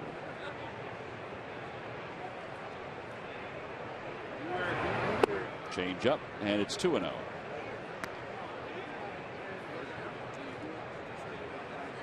Stanton with 20 home runs and 58 runs batted in so far this year. He's 4 homers and 4 RBIs away from matching his total from a season ago. A liner out toward left. That's a screamer. It's a fair ball off the base of the wall. Dietrich on his way to third. Mayberry hesitated for a moment, and Stanton gets to second. It's a stand-up double. And now second and third. Second double of the game for Stanton. He has 20 on the season. And the Marlins have runners on second and third with 1 man down. Well, the first 3 hitters in this inning, he's been behind in the count. Hitters getting good hitting count. And he got jammed again on that ball. Shows you how strong he is with that powerful swing he has.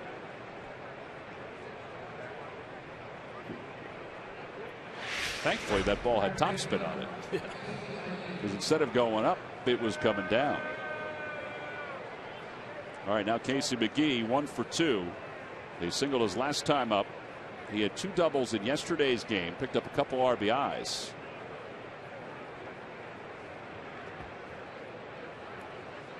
Phillies will play the infield back. They'll concede the run, 4 and out with 1 man down here in the top of the 5th.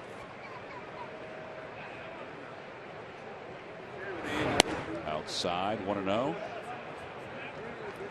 On the Toyota Major League scoreboard, the Nationals are shutting out the Brewers 1-0. Nats are playing better baseball. They sit atop the National League East as we speak. That game is basically just underway. It's to the bottom of the 1st. Giovanni Gallardo against Jordan Zimmerman. 1 ball, 1 strike.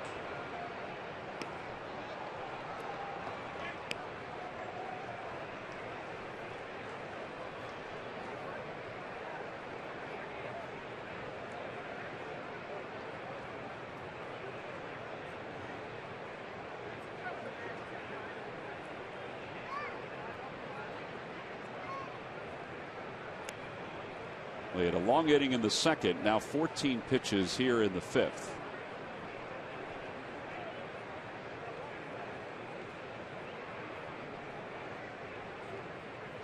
Change up low, 2-1. What do you see different, Matt? What's out of whack right now for Buchanan? Well, I mean, with his fastball, it looks like he's just pulling a little too much. He's not really overthrown. He's 91, 92, but his release point is missing on the first base side on majority of the pitches.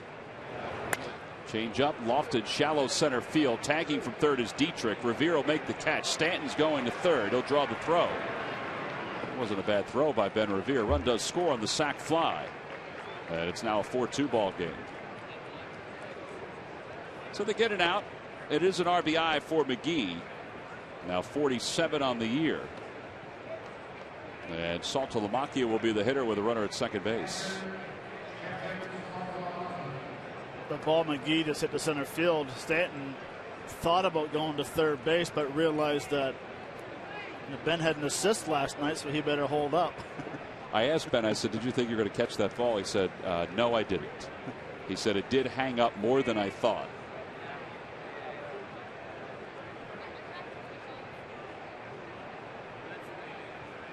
Breaking ball inside, 1 ball and no strikes.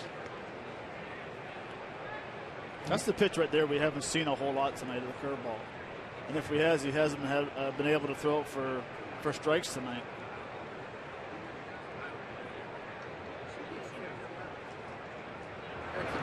Swing and a miss. His changeup's been decent, though. And it's 1 ball and 1 strike.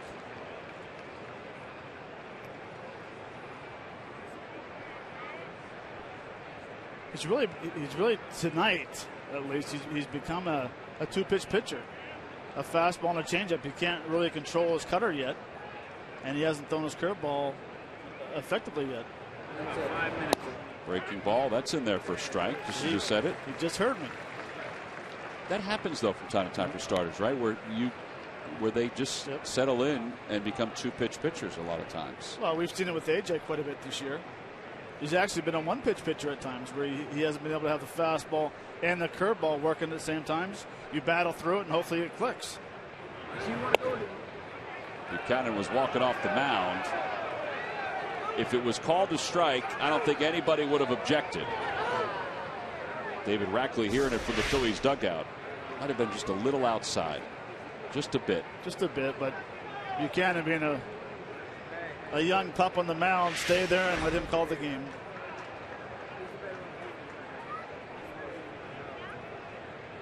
David Rackley, a young pup in his own right, behind the plate. 2 balls and 2 strikes with Stanton at second.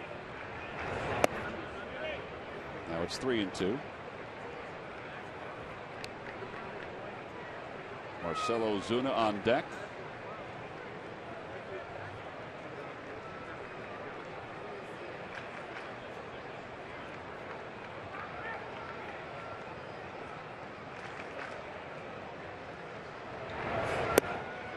There's ball 4. Saltalamacchia walks for the second time. 4th walk issued by Buchanan. And now Marcelo Zuna is going to be the hitter. By the way, Matt, we want to wish a happy 89th birthday to Marge Kerfeld. Charlie Kerfeld, who works with Ruben Amaro. Marge is celebrating her 89th birthday today. So, Marge, happy birthday. Happy birthday, Marge. Hopefully the big lug got you something nice.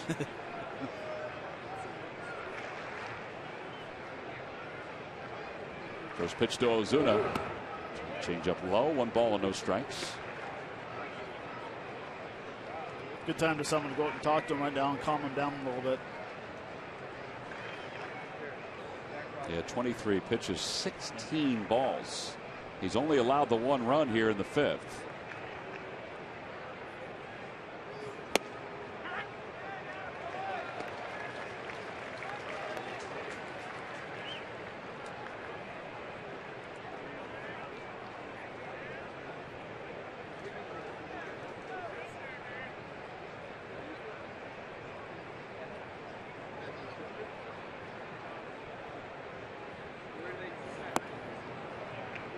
I think that's a clear indication what you were talking about with his fastball. Is pulling it toward the left-hander batter's box, and Bob McClure is going to get somebody up and warming in the pen. This 2-run lead right now is somewhat tenuous because the Marlins have 2 runners on base.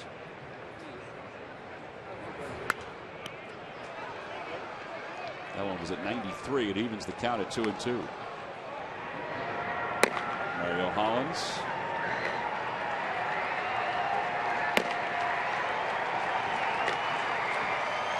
His cutter tonight is more of a slider.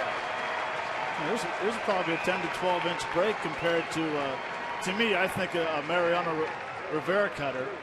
The 6 or 7 inch that has that late movement. Inside 3-2. The runners will be off on this pitch.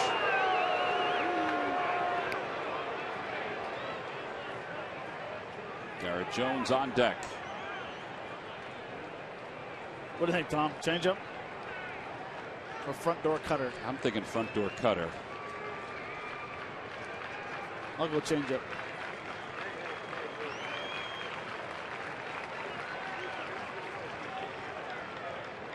Well, they're going to go with a conversation first before they decide what to throw. This may be his last batter with Garrett Jones on deck, with the lefty Hollins warming up and the lefty in the on deck circle.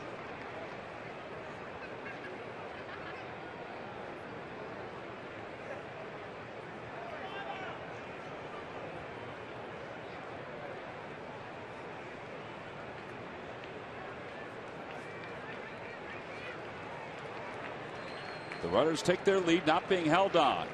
They go, and the pitch is fouled. Well, he went with a cutter that jumped at the last moment. Cutter at 92.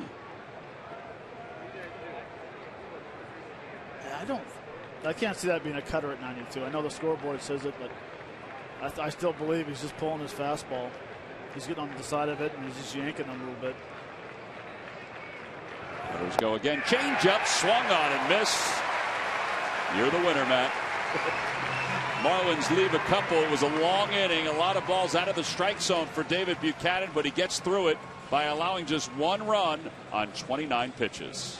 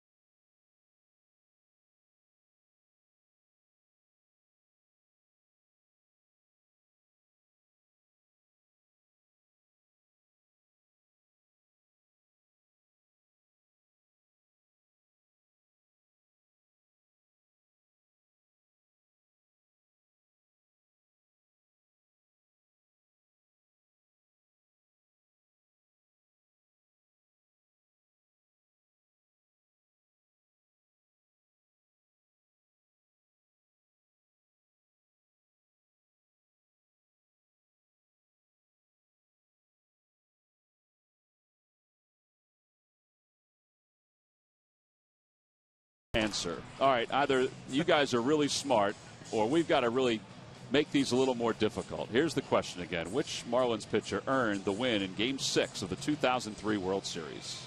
Josh Beckett, complete game. Josh Beckett is correct. I believe he threw a 5-hitter.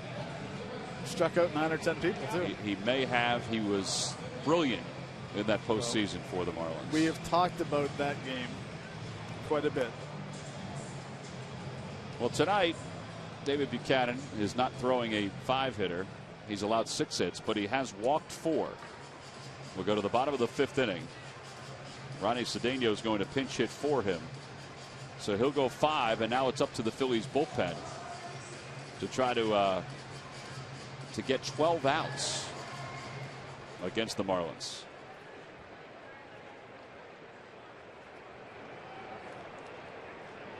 Mario Hollins looks like he'll be the first one out of the bullpen.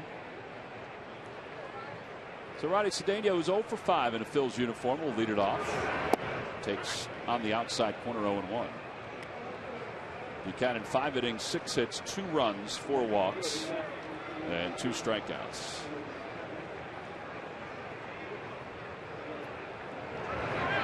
Swing and a miss, and it's 0-2.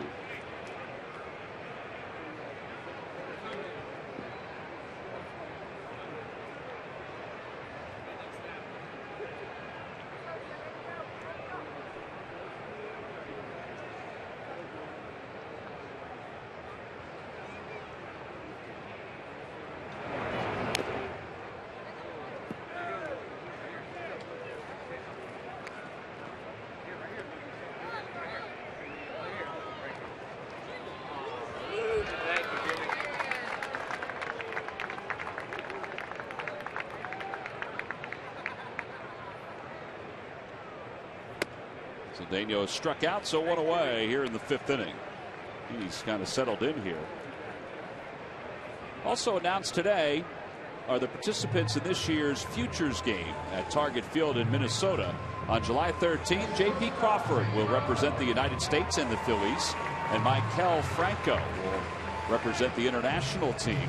Maikel hitting .212 in Lehigh Valley with 5 homers and 30 runs batted in. Crawford, those are his combined numbers. He's now up with Clearwater after being in Lakewood to start the season. Phillies' former #1 pick. Congratulations to those 2 guys getting that honor. 1 ball and 1 strike to Rollins. Rollins has been hit by a pitch and he's walked.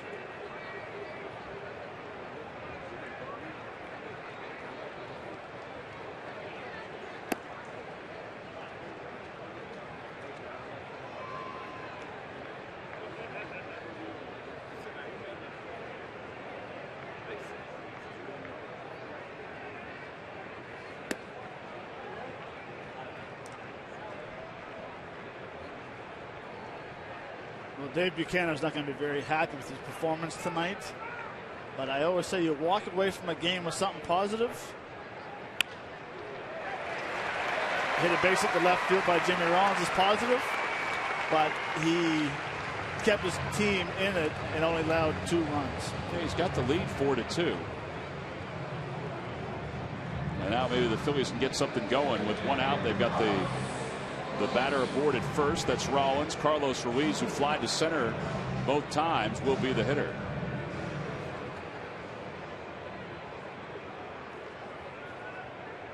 Carlos this year hitting .310 as the #2 hitter. This is his 18th ball game, batting second.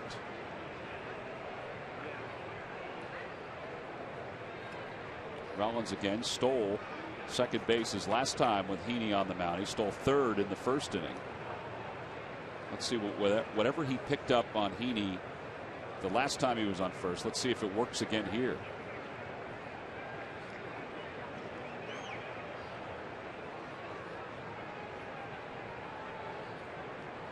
I think Heaney's made a little bit of an adjustment. His leg is not going back as much. He delivers a strike. It's 0-1.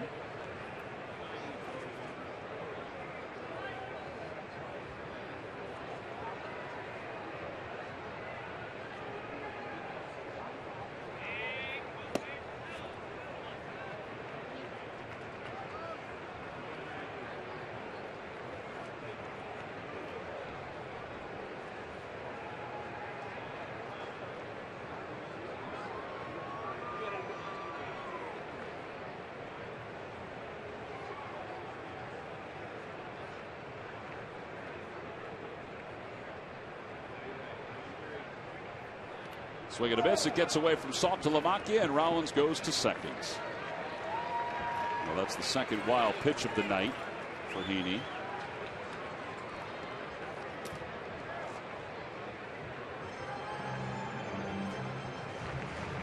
And now Rollins can score on a base hit. Get that run back to the Phillies give up in the top of the 5th inning.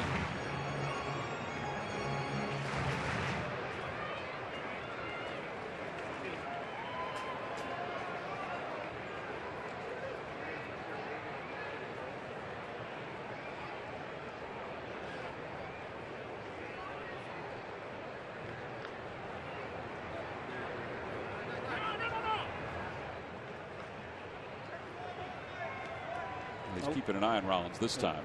And I like it because Jimmy's on base. He's paying a lot of attention to Jimmy. Make sure he doesn't steal second. Now he doesn't want to steal third base. Hopefully he hangs a curveball right here or that slider. Down the right field line, and that'll be out of play. And it remains 1 ball and 2 strikes to Ruiz.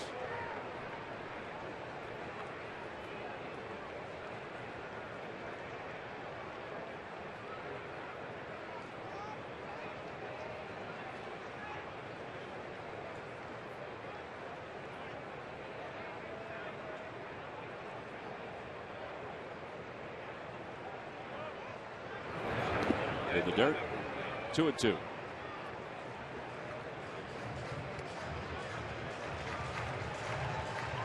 Carlos trying not to be jumpy on these pitches, particularly these breaking balls. Again, 2 wild pitches tonight for Heaney. One led to a run. And one has put Rollins in scoring position. Oh, he got a good pitch and he fouled it back, and it remains 2-2.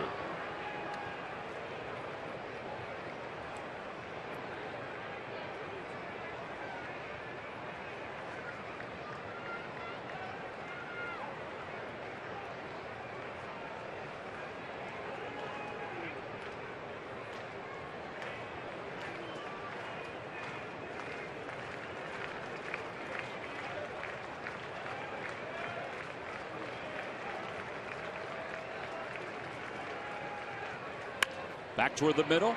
Lucas to his left. He's got it. And Ruiz is thrown out. Over to third goes Rollins. Put out goes 6-3. 2 outs now for Chase Utley.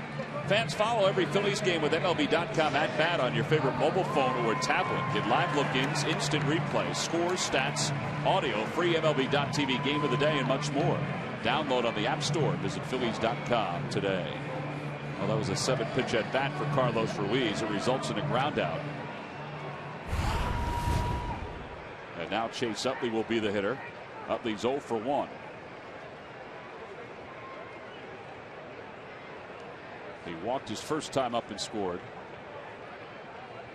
Breaking ball in the dirt. 1 ball, no strikes.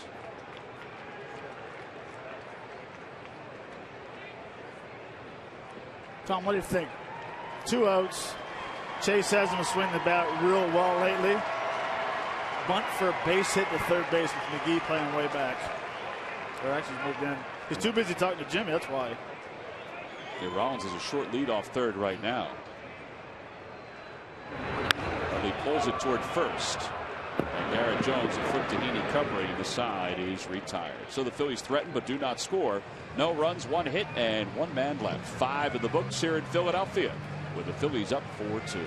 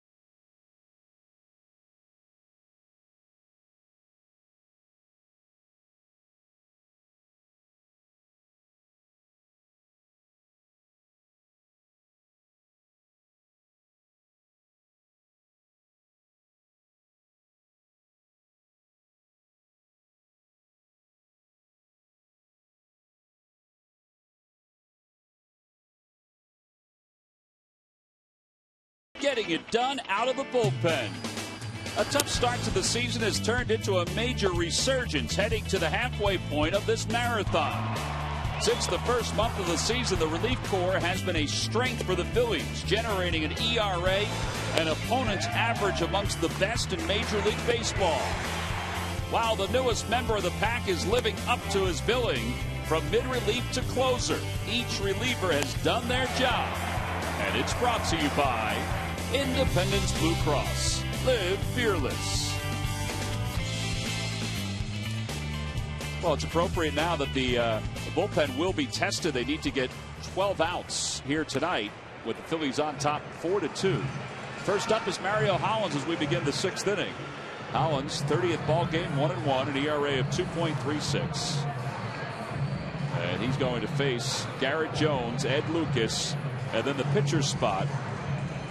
Probably be a pinch hitter for Heaney. The Marlins do have bullpen action. David Buchanan went 5 innings, allowed 6 hits and 2 runs.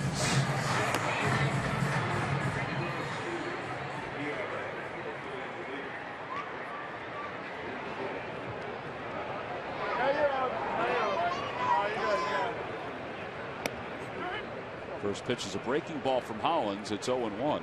Phillies bullpen since the 3rd of June, an earned run average of 1.02. 5 earned runs in 44 and a third innings of work.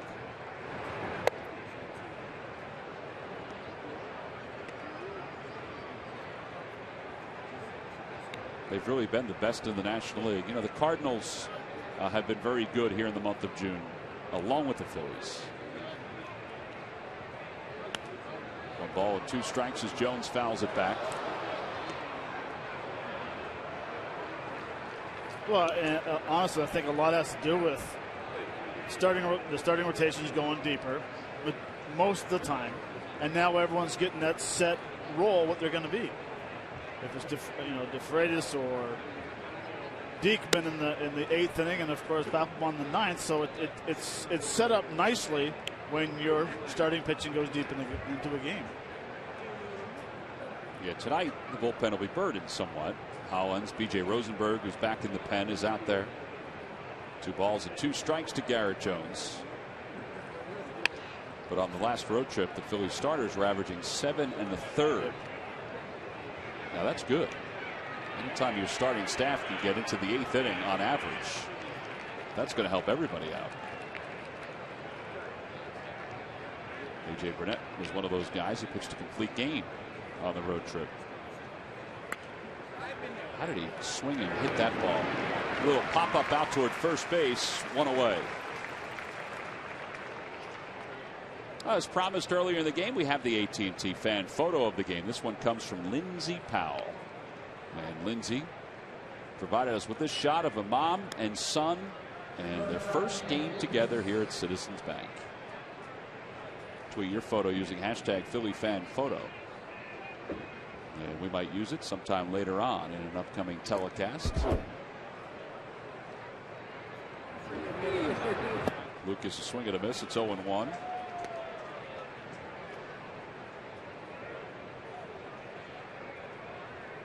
He's 0 for 2.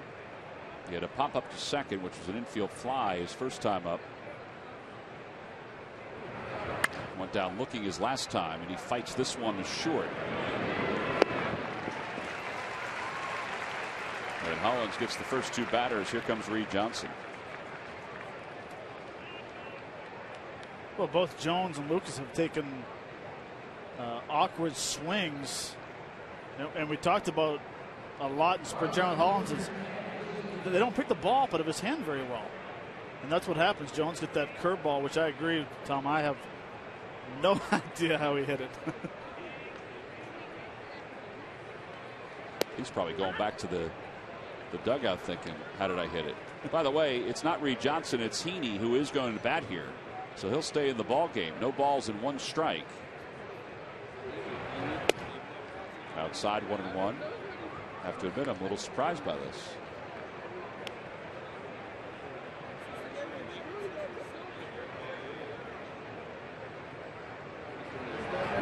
I guess if somebody got on, then they would have used a pinch hitter. For sure.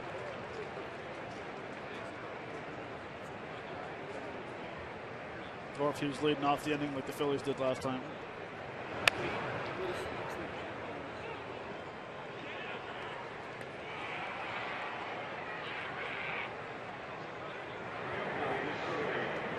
Kenny Giles throwing in the pen for the Phillies.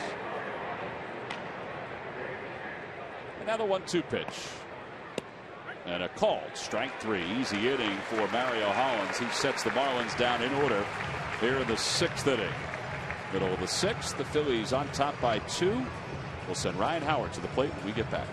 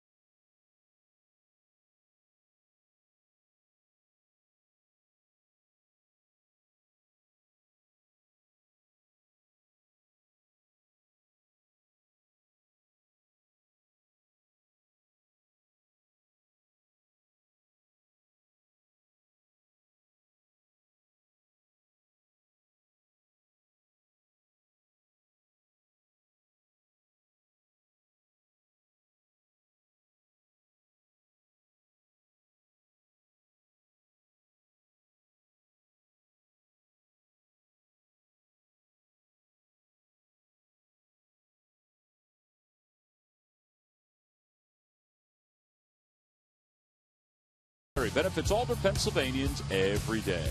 And by W.B. Mason. You can't go wrong when you buy right. It was a nice day around Center City today. And obviously, it's turned into a beautiful night. Phillies lead it 4-2. They're trying to turn their fate around here at home. They scored 3 runs in the first. That was certainly helpful. Added another one in the second. Now as we go to the bottom of the 6th inning, Andrew Heaney will stay in for the Marlins. He will face Ryan Howard, Marlon Byrd, and Cody Ashe for 5 and 6. Howard's 0 for 2. He has struck out and he's grounded out. They have thrown him a buffet of breaking pitches tonight.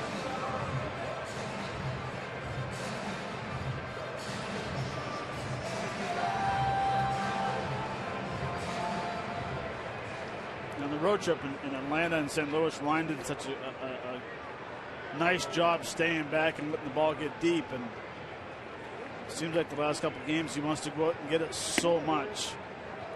And instead of just staying back and trusting your hands and driving that ball to left field and left center. Yeah, he was seeing the ball against the Braves the best we've seen this year. And he pulls that one to right field. He finally was able to turn on one of those breaking pitches that were left up. And Howard's on his way to second, and he'll get there sliding. Double number 9 for Ryan Howard. Now, even though he hits this ball down the right field line, he stays back and lets that ball get deep. But he takes a nice swing, keeps his head down, drives it to right field, and finally, the young pitcher from Miami left the curveball up in the zone for him to drive to right field. All right, now there's a meeting out of the mound. We mentioned that they've had bullpen action. 95 pitches. I know you want to push a young kid. You're only down by 2. I'm a little surprised they're not going to the pen here, although they have a lefty on deck. You still have a guy that hit a home run earlier in the ball game up here in Marlon Byrd. Well, and that's why Redmond's coming out right now. Well, there you go. Okay. I'm no longer surprised. So Mike Redmond's heading out, and it looks like they will make a change. They'll bring in Brian Morris to take over for Andrew Heaney in his second major league start. The runner on second base is his responsibility. Now, they haven't made a call to the pen just yet. Maybe they're going to walk him intentionally. I don't know.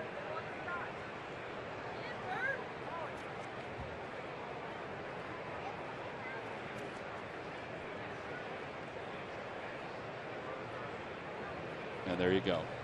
He was giving Morris a few extra pitches, and that's going to be it for Heaney. His night is done.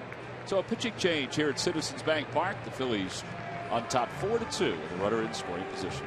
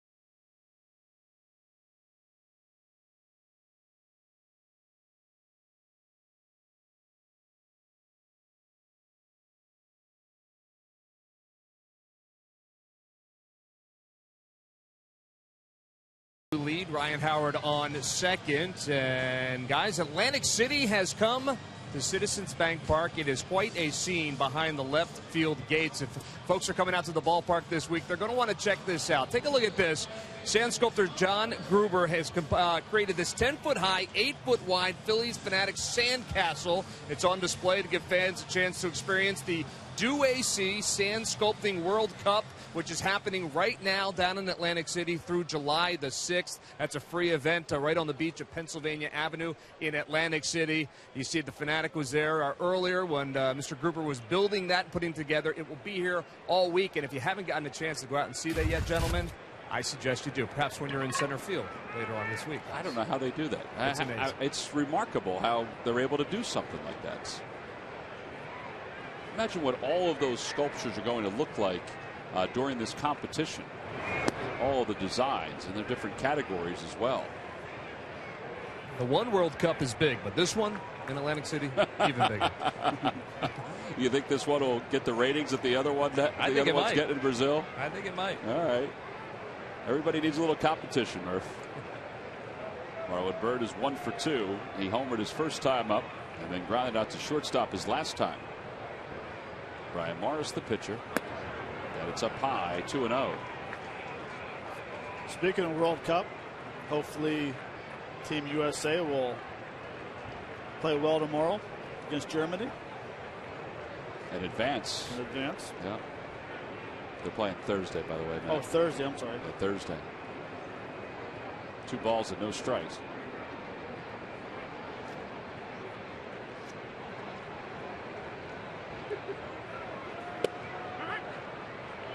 Two balls and 1 strike to Marlon Byrd.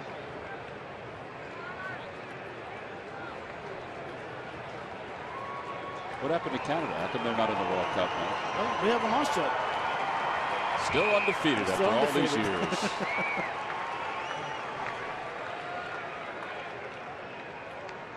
Two balls and 1 strike to Marlon Byrd with a runner at second.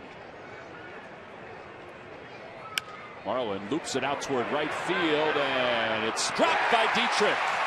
Ryan Howard's going to hold up at second. That's the best thing to do for him. He had to wait to see if that ball would drop, and it did, but Dietrich recovered on a hop. And that'll be E4. That's the 9th error in the big leagues for Derek Dietrich. It hasn't. It just kind of rolls off his glove last second, but you know, that's a tough play for Ryan because you're in a no man's land. You're not sure if I go, stay, or what I'm going to do. But what I like about it is that he was light on his feet, and if the ball would have got far away from him, he could have advanced to third base. All right, so Cody Ashe's up with nobody out. Runners on first and second. Ashe tonight is 0 for 2. Both those at-bats came against the left-hander. By the way, Canada asked Brazil if we were allowed to go over and if we could drop the gloves and throw hip checks. They said no, so we declined to go. Well, maybe one year a country will agree to something like that. You can't win everything, Matt. Ashe pulls it. That's a fair ball down the right field line. Howard's around third, heading for home. Bird to third. Pete Buchanan's going to wave him home. Giancarlo Stanton overthrows the first cutoff man, and that enables Bird to score easily. A 2-run double for Ashe, and the Phillies are up 6-2.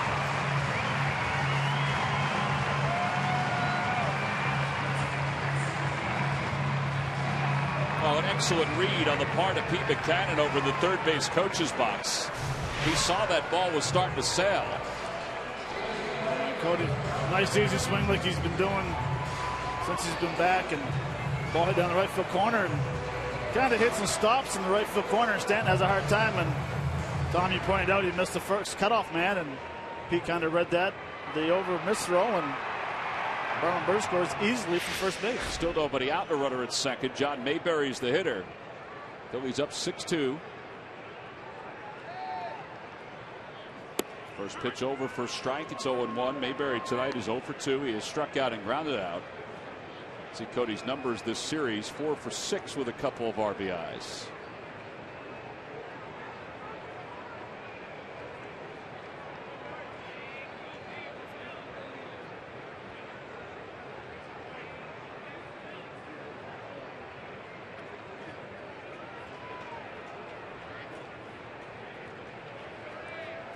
And even though it's a 6-2 game, Mayberry has to do anything he can to hit the ball to right field, give his at bat up, sacrifice a ground ball to second base or first base to advance Ashley to third.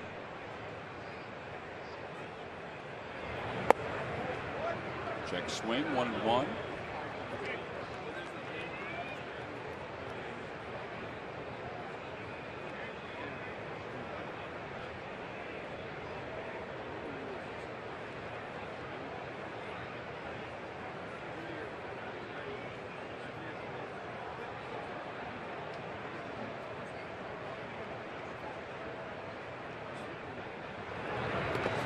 Dirt. Saltalamacchia smothers it.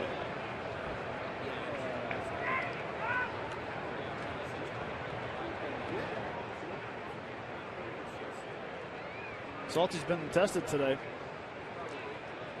A lot of sliders and curveballs spiked in the dirt, and that time he did a nice job getting down, block it, and keeping in front of him.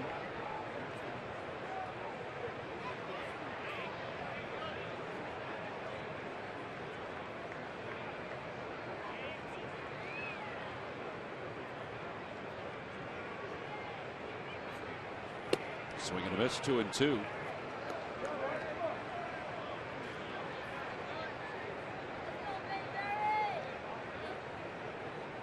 Well, this has been a much better offensive game for the Phillies than last night's ball game.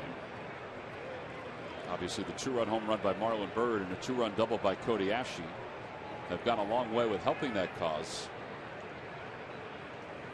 That's part of it. The long ball.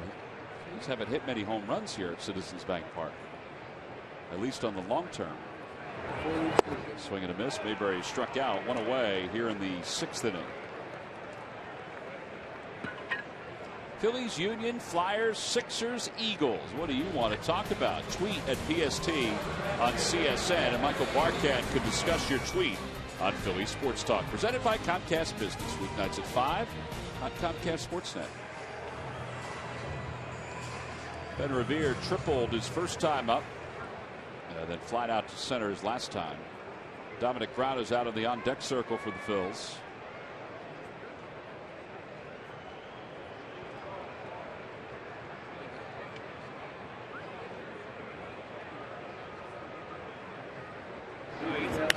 Off the end of the bat, out of play, 0-1. There's Dominic Brown.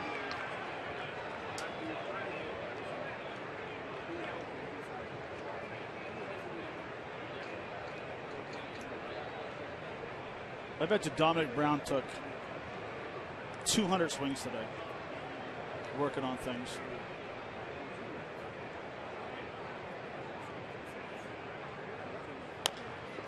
Well, we'll see if it helps in a moment. Garrett Jones will retire Ben Revere. With 2 outs, over to third goes Cody Ashe. Now, sometimes taking all those swings helps. Sometimes it hurts. For Dominic, it was a variety of swings. Some were off the jugs machine. Some were off live pitching. What were some of the things he was trying to work on today?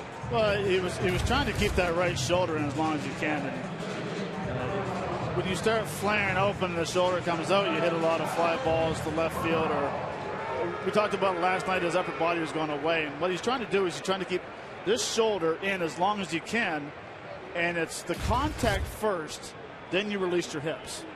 And he's doing the reverse opposite right now. He's swinging with his hips and then trying to make contact with his swing. I think that's a good way of explaining it. You know, the shoulder needs to stay in before the hips are let go. And when when the first thing happens, when the hips open up too soon. But when your hips open up too soon, you lose the whole strike zone because your head is moving. Do you also run out of bat sometimes too?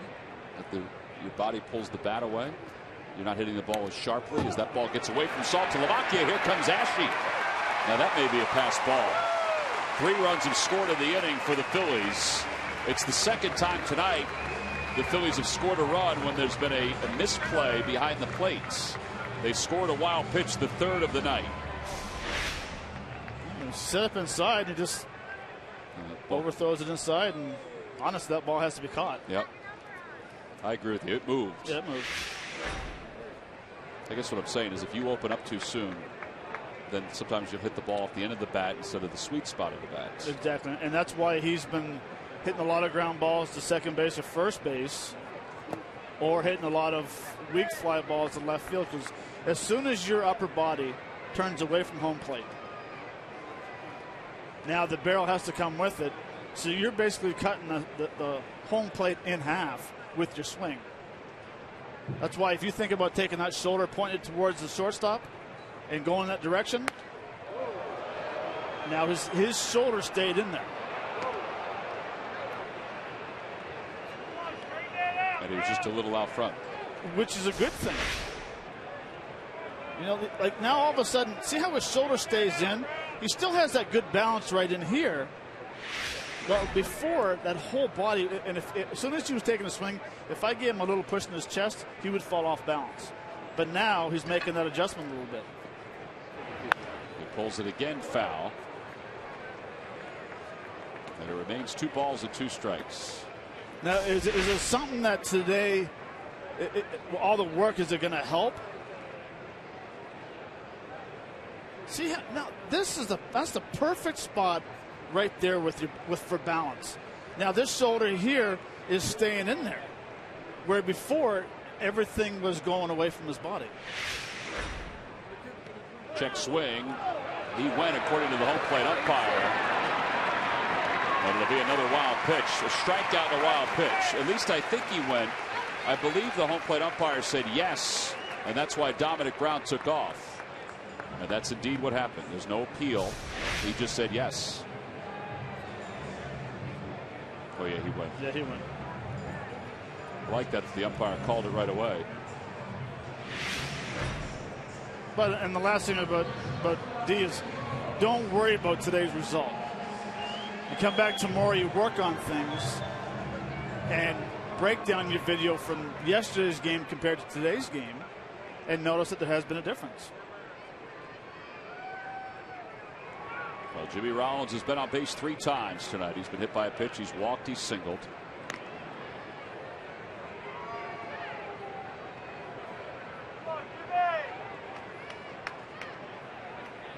Rollins up for the first time from the left side of the plate.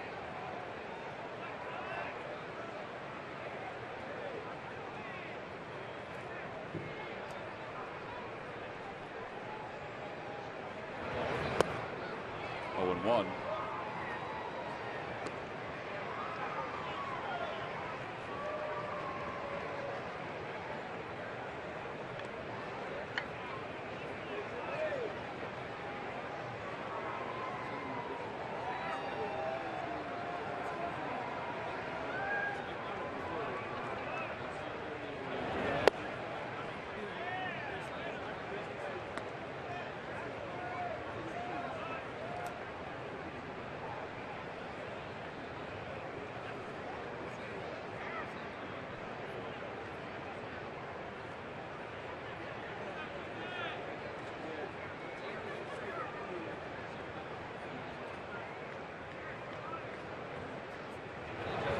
Rollins hits it off the end of the bat, and it's going to sneak into center field. A base hit. Brown's around second. He'll go to third. And the Phillies have first and third with 2 men down. So maybe they're not done. They've scored 3 runs already in the inning. The Phillies lead at 7-2. And Rollins now with 2 hits tonight.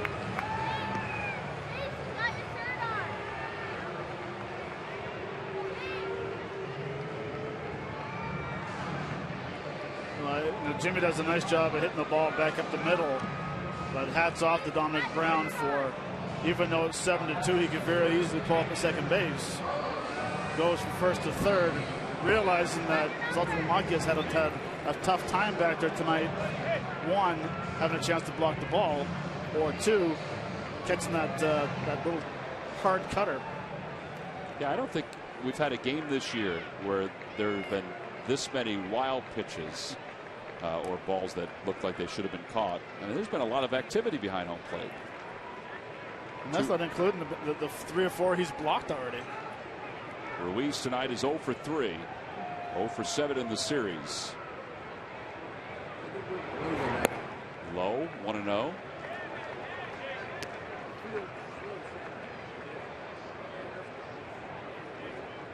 Marlins picked up Brian Morris from the Pittsburgh Pirates. They were looking for somebody that could complement Steve Cishek in the back end of the bullpen. They inquired about some other closers. Morris isn't a closer, but he was fairly durable for the Pirates. His ERA coming into this ball game was about 2.5. His defense has not helped him here tonight. Dietrich has an error. He's got a couple of wild pitches. The 2-0 pitch coming to Ruiz. Outside, 3-0.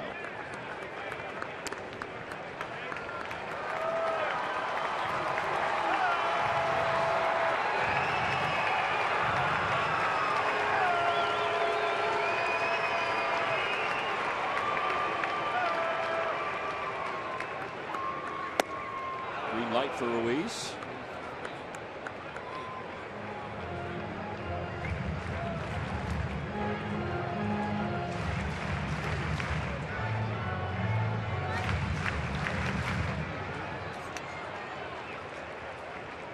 Just getting loose with that swing.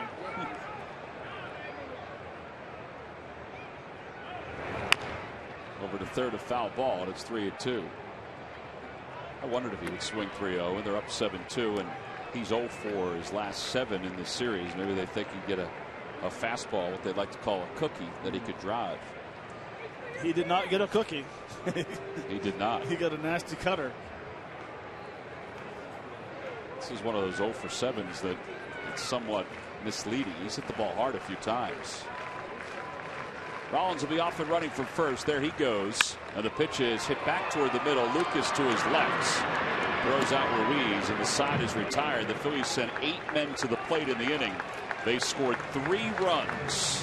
1 charge to Heaney, the other 2 charged to Brian Morris, and now their lead is up to 5 as we go to the 7th.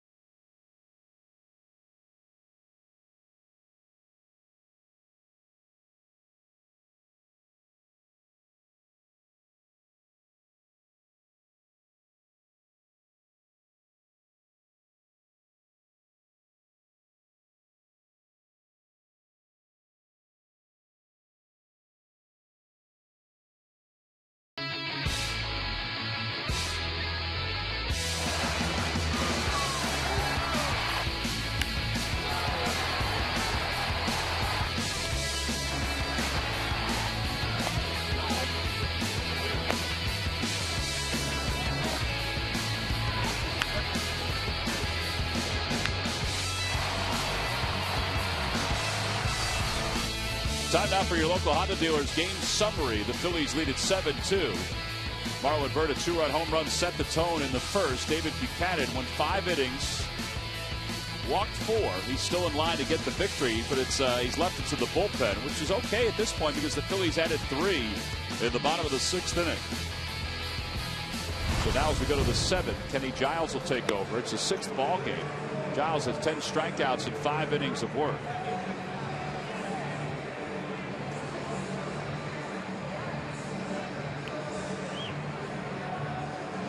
Opposition hitting 125.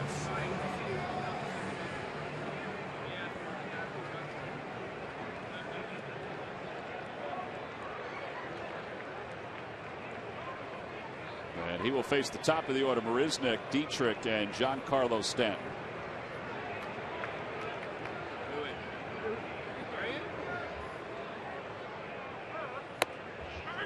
0-1. 97 on that fastball. All right, we've seen Kenny Giles now for about a week. We've seen a very good fastball that has topped off at 100 miles an hour, 101. I think he had one of those. We've seen a slider that I've been surprised with. I think he's got very good command of his slider. What would you like to see more of? What would you like to see less of at this point? I would like to see more fastballs and less sliders. Guys that throw 100 miles an hour, use it. Especially his fastball is usually at the top of the zone for strikes. And it's very hard to square up a 97 to 100 mile an hour fastball, which is at the top of the zone. 2 balls and 1 strike to Marisnick. Well, there you go. That's a 96 that was up in the zone. If he concentrates on, instead of throwing it at Carlos's glove, throw it at his mask. That's the top of the strike zone. Very hard. I will take my chances every time he throws it there. Guys are going to swing through it. There's another fastball.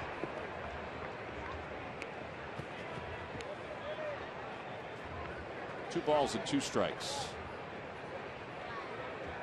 Well, now you've seen that Marisnick is late.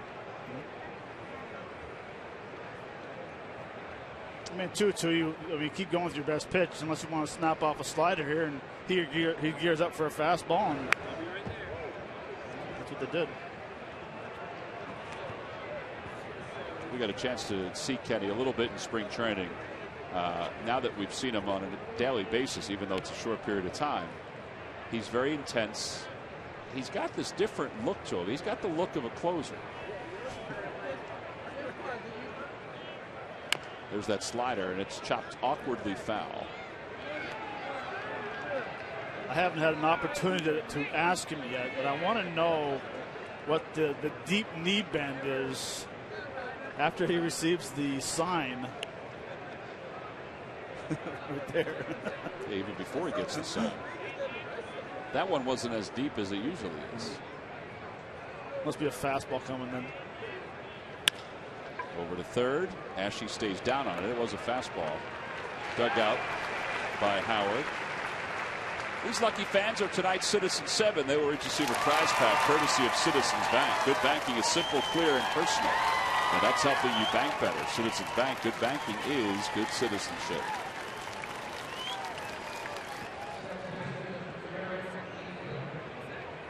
Derek Dietrich's 0 for 2.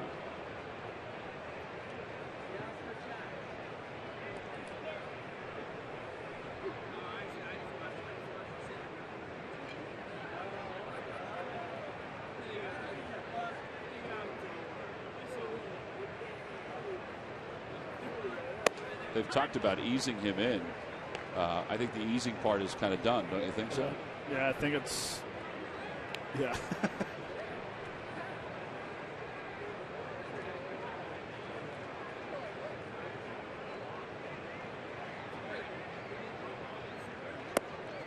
That's wicked right there. You're gearing up for 97 and you get that.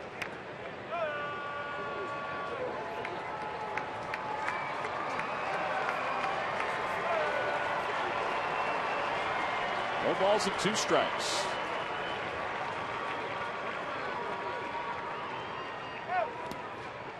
Inside 1-2.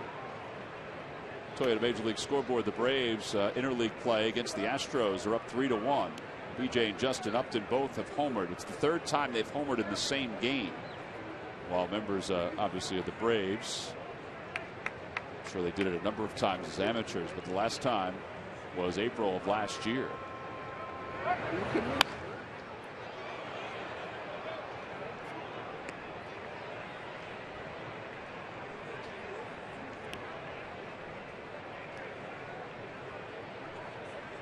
BJ Upton is leading off tonight for the Atlanta Braves.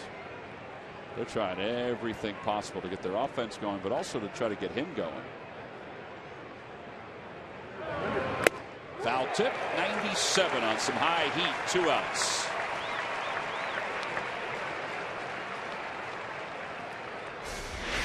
This is where we talk. This is where that high fastball is. Mask high. Very hard to get on top of. Well, Mario Hollins pitched a 1-2-3 inning in the 6th inning. Can Kenny Giles do the same? Every time the Phillies pitchers do that, Comcast will make a contribution to Phillies charities. Phillies baseball is brought to you by Xfinity, your home for the most live sports. 0-1 to Giancarlo Stanton.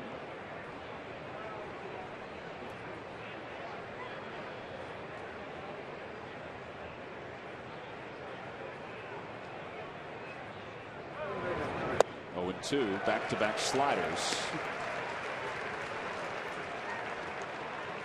You got to stay with that, right? You throw it out of the strike zone. High fastball. High fastball. All right.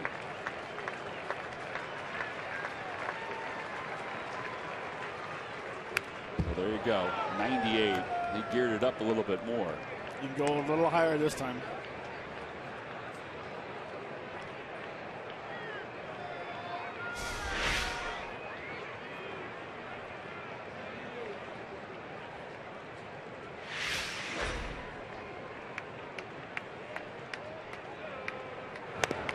A slider off the end of the bat. It remains 0-2.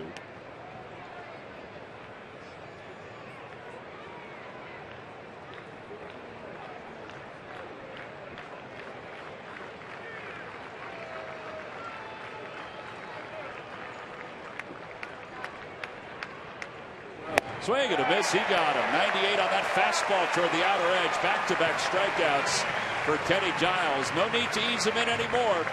He retires the Marlins in order here in the 7th. It's time to stretch. Although he was doing that the entire inning. 2 strikeouts and a big league fastball.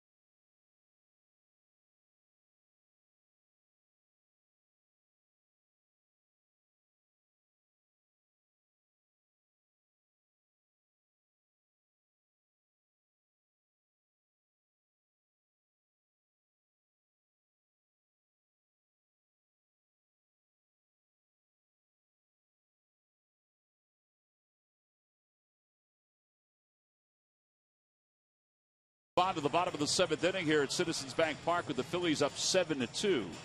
Kenny Giles and Carlos Ruiz chatting about his inning in the dugout. It was impressive. The Xfinity fireworks shows are shows that you're not going to want to miss here at Citizens Bank Park. The first one is coming up this Thursday when the Phillies wrap up the series against the Marlins. Then Friday and Saturday, back-to-back nights against the Atlanta Braves. Order your tickets now by going to Phillies.com.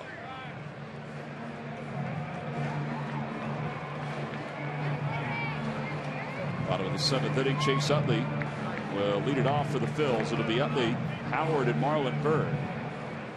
And they'll face right-hander Chris Hatcher, who pitched in last night's ball game.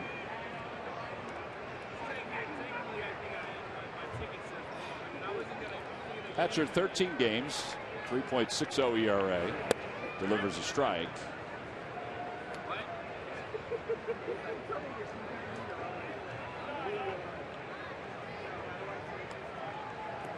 Morris went 1 inning. He allowed 2 runs. Both of those runs were unearned.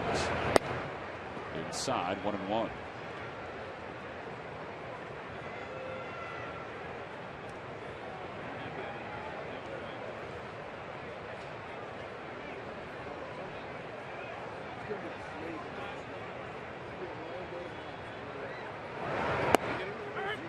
On the inside corner with a cutter, 1 ball and 2 strikes.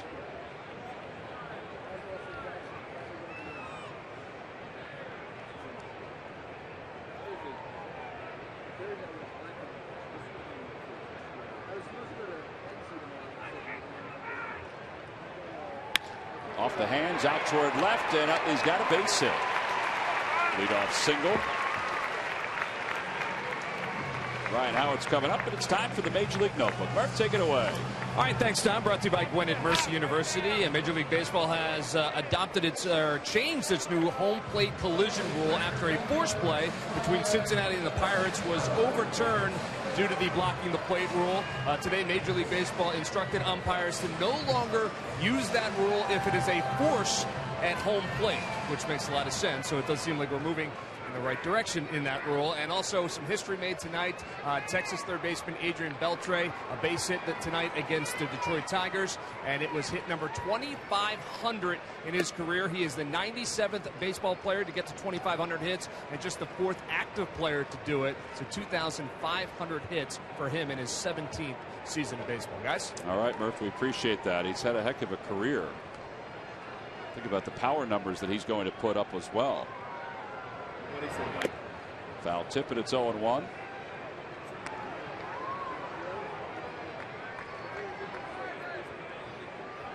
Howard doubled his last time up and scored. That was an inning ago. 1 ball, 1 strike. 2 balls and 1 strike.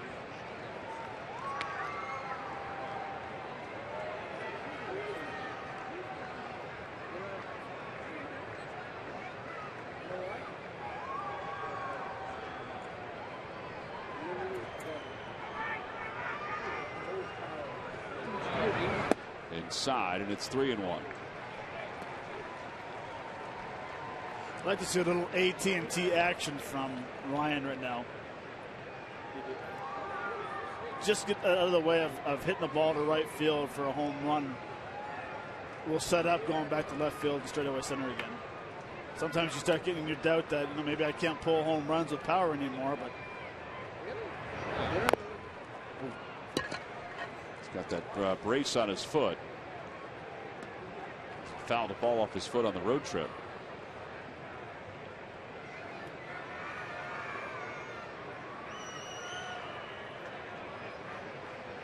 But you know what happens when you put braces on your foot and pads? What happens? You start fouling them off there all the time. I noticed it last night. He fouled it off in the Cardinals series. He didn't have it on the next day, but it must have bothered him even more. That ball's ripped right into the glove of Garrett Jones, and an easy double play. Boy, he hit that ball right on the nose.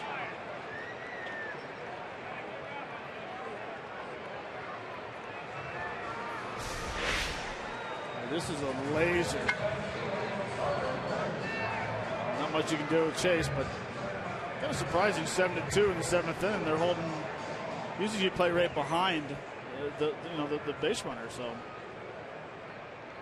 that ball almost went right through his glove. That's how hard it was hit. So Tom, if that goes through his glove and breaks a wicket, hitter in air. Yeah. Well, there's my stop question. Well, it's one of those that Mike McConey would have to decide. I don't have to. Like one of Jamie's pitches. Right, that's me breaking your glove. Is that considered an air or a? I'd have to give you a hit on that one.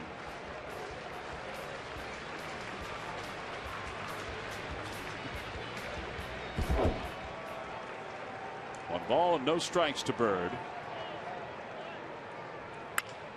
Out towards center field. And the catch is made to retire the side. No runs, 1 hit. Everybody's glove is okay. We'll go to the 8th inning. The Phillies lead the Marlins 7-2.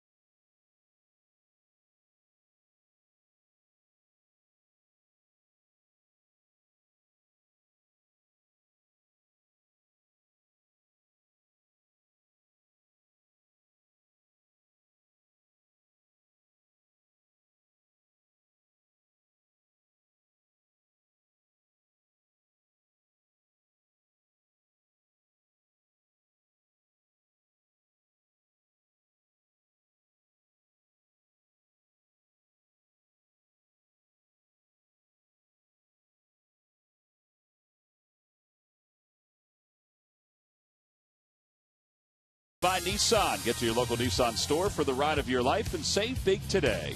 By AT&T, mobilizing your world. And by Dodge. Visit Dodge.com or your local dealer today. 7-2. Phillies on top of the Marlins. We go to the top of the 8th inning. Time now for our Hyundai defensive plays of the game. Now, these aren't the spectacular defensive plays. These are the not so good. So these would be the non-defensive plays of the game with the pass ball. And Ben gets a score from third base on a ball in the dirt. And Morris throws a cutter inside. Something like that couldn't hold on to it. And Ashley comes in with no throw. And those are your defensive plays of the game, brought to you by Hyundai. Well, B.J. Rosenberg making his return to the big leagues down in Lehigh Valley. He kind of figured out his fastball and his breaking pitches, too. His earned run average 2.63. Rosenberg was also hit with a line drive back to the box at one point during his time down in the minor leagues, and obviously he's fine. 8 of his 9 appearances down in Lehigh Valley were scoreless.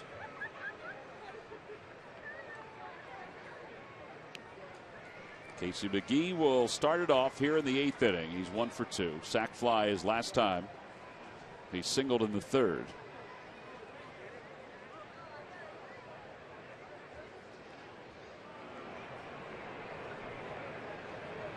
First pitch is way outside. It's 1 ball and no strikes.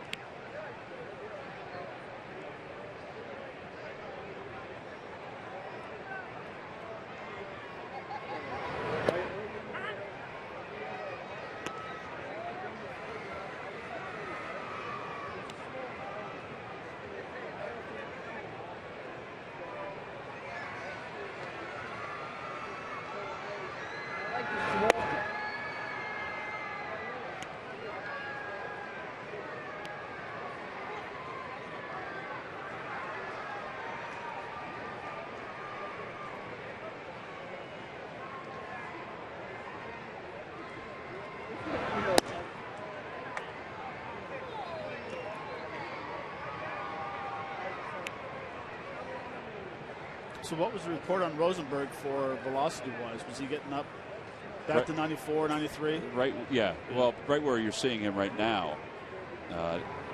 His fastball is not where it was at the end of last season. It was at 97 at the end of last season. One reason or another. Velocity sometimes goes down. His command, though, from what the reports were, and the fact that he had 8 of 9 scoreless outings, his command was very good.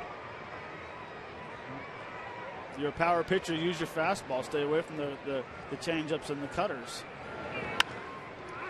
Out to second. 7 in a row retired by the Phillies bullpen. Well, the Powerball will go off on Wednesday and Saturday of this week. It's up to $70 million right now. So if you have $2, you can get a ticket. The Mega Millions at $25 million. That's Tuesdays and Fridays.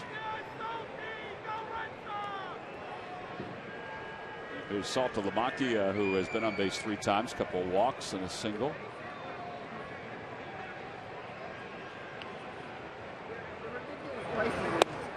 One ball, no strikes. All right, Tom, so I want you to go out, buy a ticket, win one of them. Either one, it doesn't matter, so you can get your boat. I can get my boat back. Somewhere my boat is happy with somebody in somebody else's hands. And so is my wallet. 2 balls and no strikes to Saltalamacchia. If I did win it, I probably would get a boat, though. Inside, 3-0. Probably get myself one. I'd probably get you one. I'll just take a skidoo, or whatever you guys call it down here, a snowmobile. We'll call it even. There's a strike. It's 3-1. You know, I like boats, Tom. All right, Murph. I'll get you a boat, and I'll get Matt a skidoo. Unless you want a skidoo. No, I'll take the boat. Here's the 3-1 pitch to Saltalamacchia. Ground ball off the bag, off Howard, picked up by Utley. Throw, no throw. And I think everybody's okay. Ryan's taking a look at his hand right now. That's the second hit for Saltalamacchia in this game.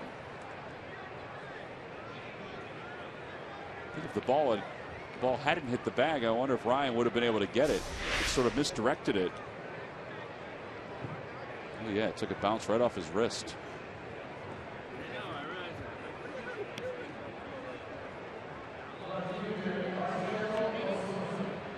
That's straight pinball right there. Yeah, hit the bag and hit the wrist right there.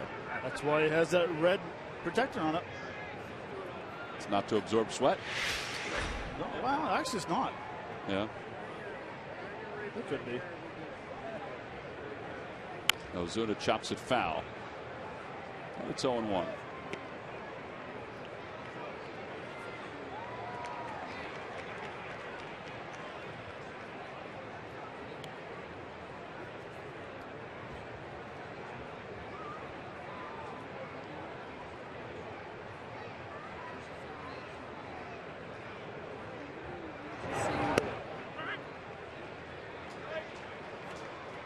By the way, if you're getting a boat, Murph's getting a boat, I'm getting a snowmobile. How about Jamo? What's he getting?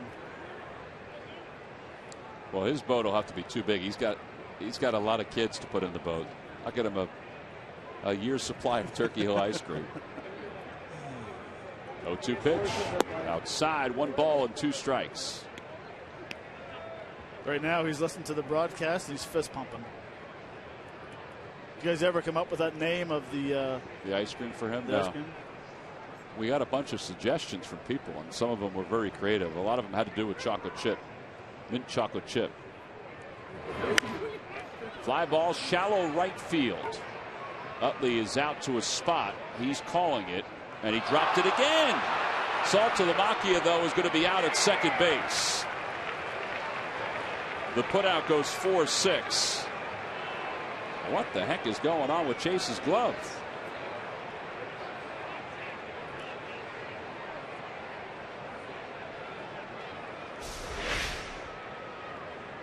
Well, you can see he's looking at it. He's underneath it.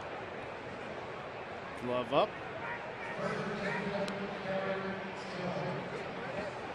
Just kind of hits and pops out. Actually hits him in the heel. Second time tonight that's happened. It's his third drop in 2 days. Last night he got the error on the ground ball. I shouldn't say drop. He just got an error on the ground ball on his throw over to first.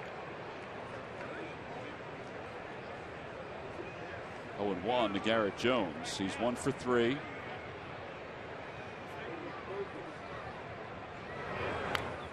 And now it's 0-2.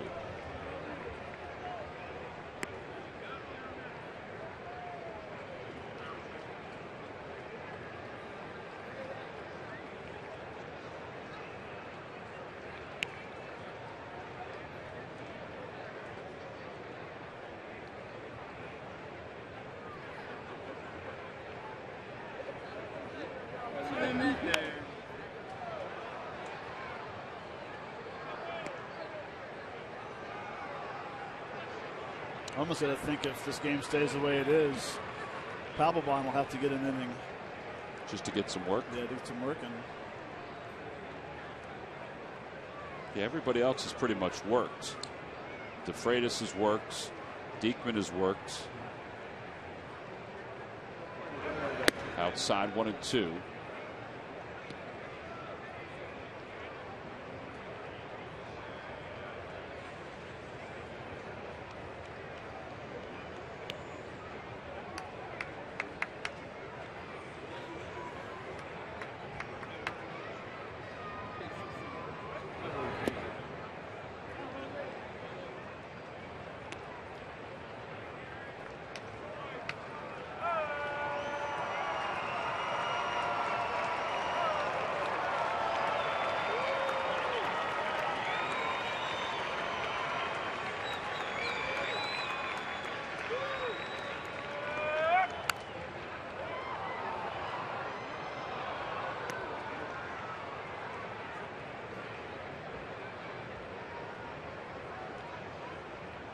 well, if you're going to miss with a pitch to Jones, you want to miss high. He's a very good low ball hitter. Such a natural swing for that pitch down in the zone for him. Curveball, that's up high. It's 3-2. Ozuna will be off and running on this pitch with 2 outs here in the top of the 8th inning.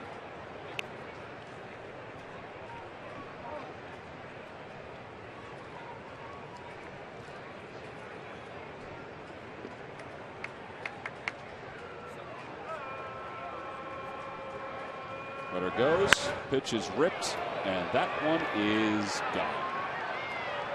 7-4 ball game, a 2-run home run by Garrett Jones. So now you will use Papelbon. It is a save situation, and if it stays this way going into the 9th inning, the Phillies closer will be in. 10th home run of the year for Garrett Jones. RBIs 33 and 34. Bob McClure onto the phone. They may get somebody up.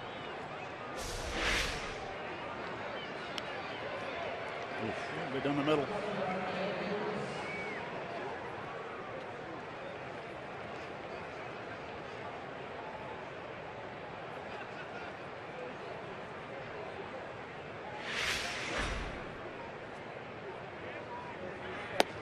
And Lucas swing and a miss. It's 0-1.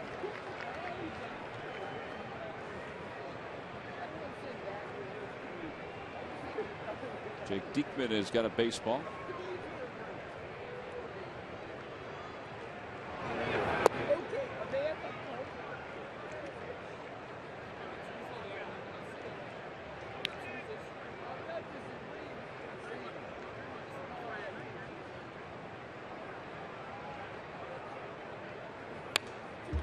One and two.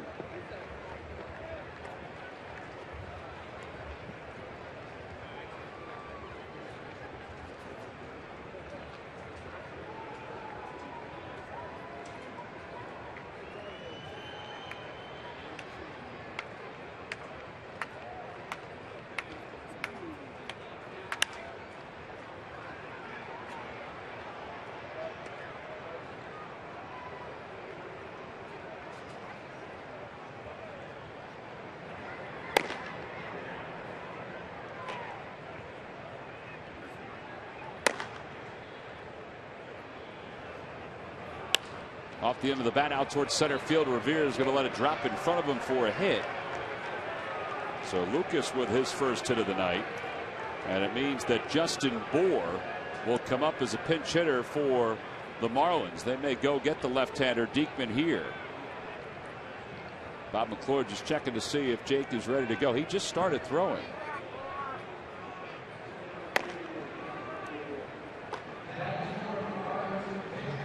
Rod Nichols just saying something to Jake Diekman. It's probably about this hitter here. They're buying some time out on the mounds. Bour is 0 for 5 with a couple of walks as a pinch hitter.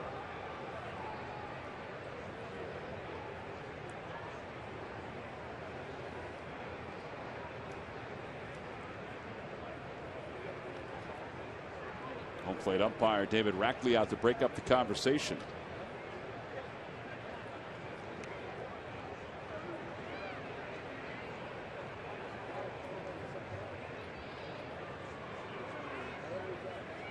way he's stopped right now on the mound out in the bullpen, it looks like he is ready to go. And Ryan Sandberg coming up the steps, and here he comes out to the mound. He'll come out very slowly. And it looks like that's going to be it for B.J. Rosenberg. So the Phillies bullpen up to this point had not allowed a run in this game. 2 scoreless innings by Mario Hollins and Kenny Giles. But B.J. Rosenberg's allowed a 2-run home run here in the 8th. And with 2 men down, he'll give way to his buddy Jake Diekman. So the left-hander Diekman coming in, trying to get the last out here in the 8th inning.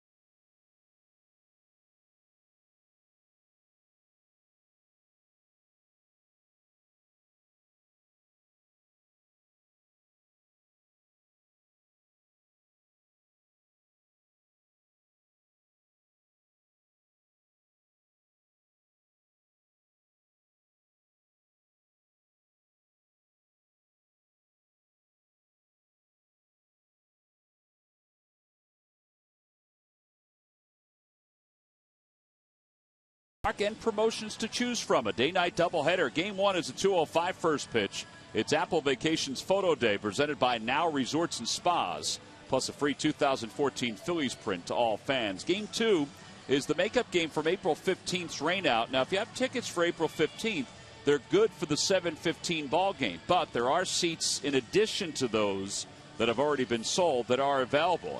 And after the ball game, it's an Xfinity fireworks show. For tickets, go to Phillies.com. Well, Bohr will not bat against Jake Diekman. Instead, Reed Johnson will bat against him. Diekman, 36th game, 2-2, an ERA of 4.41. 46 strikeouts in 34 2/3.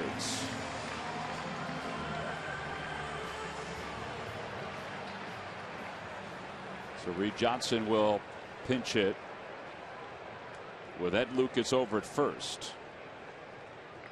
Johnson this year hitting over 300 as a pinch hitter, 281 are his numbers counting his starts.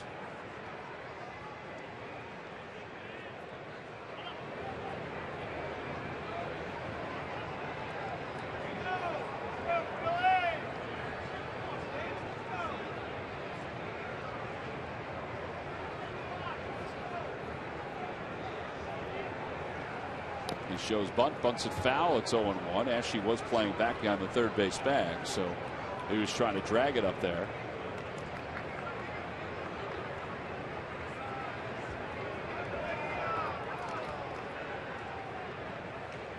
A.J. Ramos warming up in the pen for the Marlins.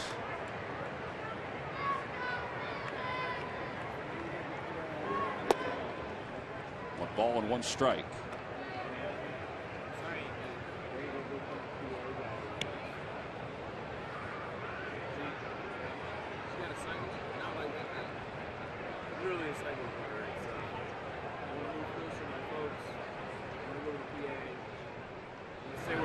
Swing and a miss. He really got him out front on that slider. The previous pitch was what, 97? He comes back with an 80-mile-an-hour pitch. Come on, 17 miles difference between pitches. With unbelievable movement from one to the other. And location. Swing and a miss. He got it with a slider. It was a mismatch. Diekman gets the only batter he needs to get here in the 8th inning. 2-run score for the Marlins. It's a 3-run lead for the Phils as we go to the bottom of the 8th here in Philadelphia.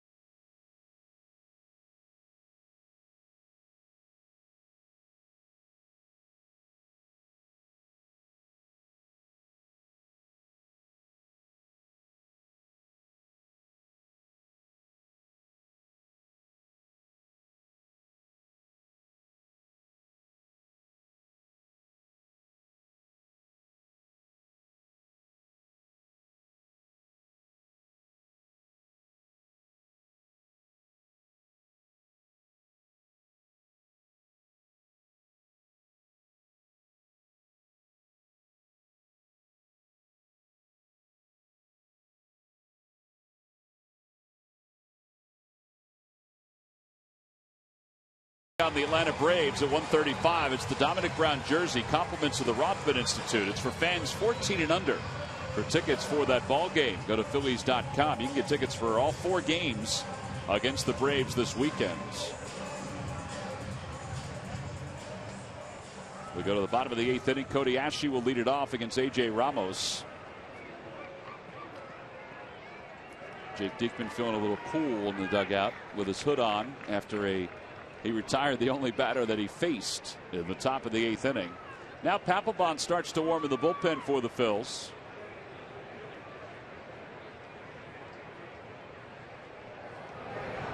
Ashley tonight has a 2-run double. He's 1 for 3. He now has 7 for 18. So it's coming back off the disabled list. He's got 3 doubles, 5 RBIs. Swing and a miss, 1 ball, 1 strike.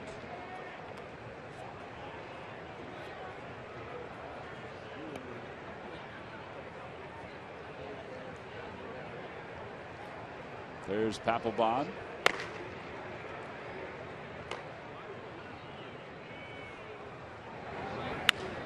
Out toward right center field, Stanton and Marisnick, and it's Marisnick who makes the call and puts it away. He closed quickly. And there's 1 away.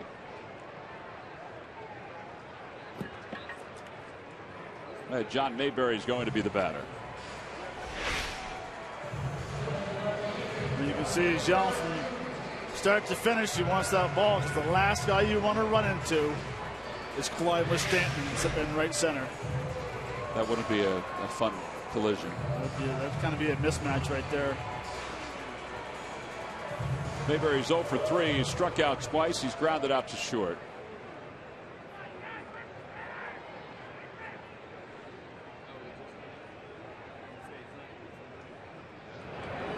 Outside, 1-0.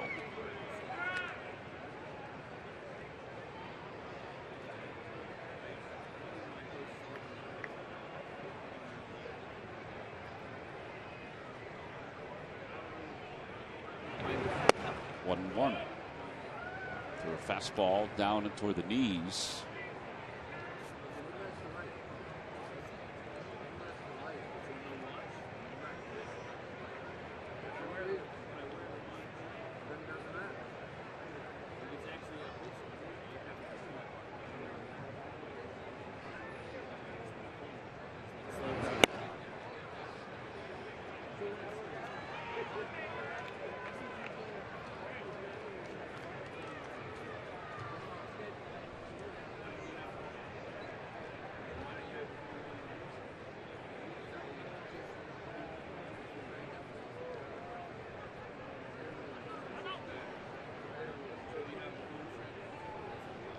Jr. just needs to start just a hair earlier.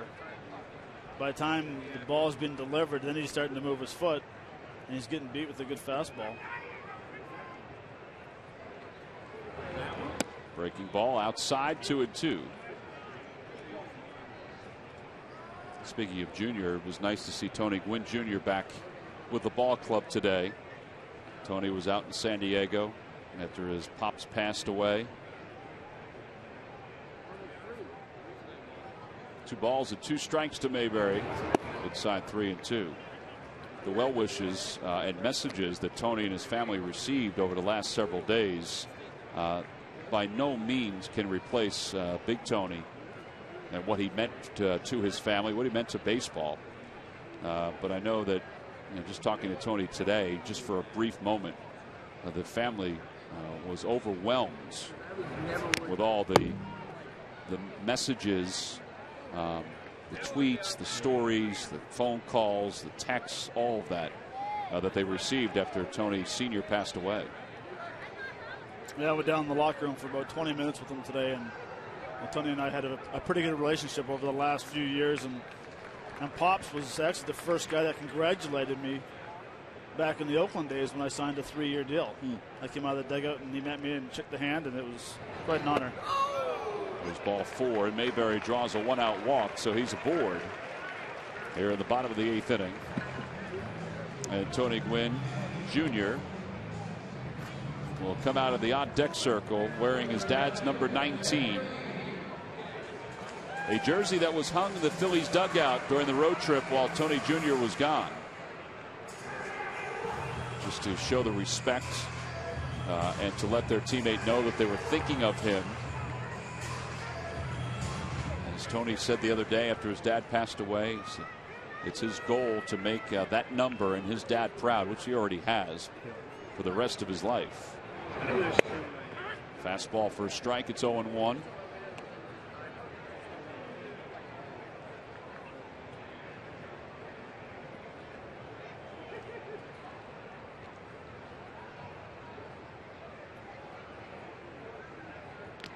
Mayberry is back without a tag.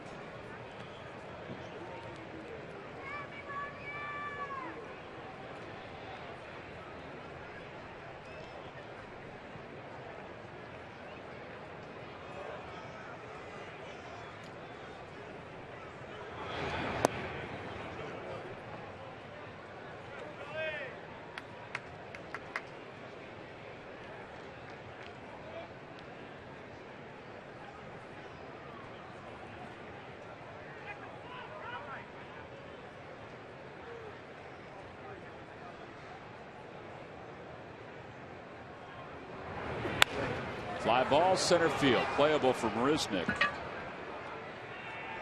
And Revere is retired, and here comes Tony Gwynn Jr. to pinch hit for the Phillies here in the bottom of the 8th inning.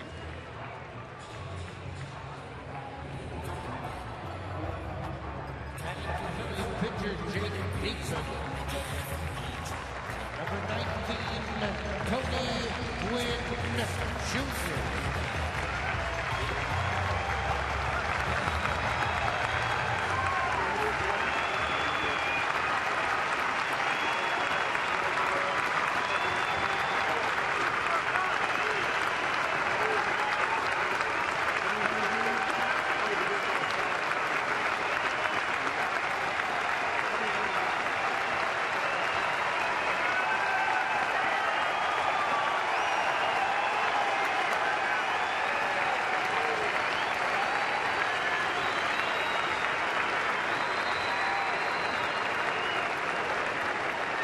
Very classy, not only by the Phillies fans, but also by Jared Saltalamacchia, who went out to the mound as the standing ovation was taking place here in the bottom of the 8th inning. Gwynn takes low. It's 1 ball and no strikes. For everybody that's been around this game, baseball for all the lifers, and it's been so much a part of everyone's life that's here. But for Tony Gwynn, it's 2 generations of baseball. It's a way to kind of escape sometimes. It doesn't always hide how you feel emotionally, but it certainly is a chance to escape and, you know, at least for a few hours each night, allow you to get away from, you know, what's surrounding you. 2 balls and no strikes to Gwynn. Ground ball right side, big hop for Garrett Jones, and the side is retired. No runs, no hits, 1 man left. We've played 8 innings here at Citizens Bank Park. We'll go to the 9th with the Phillies on top, 7-4.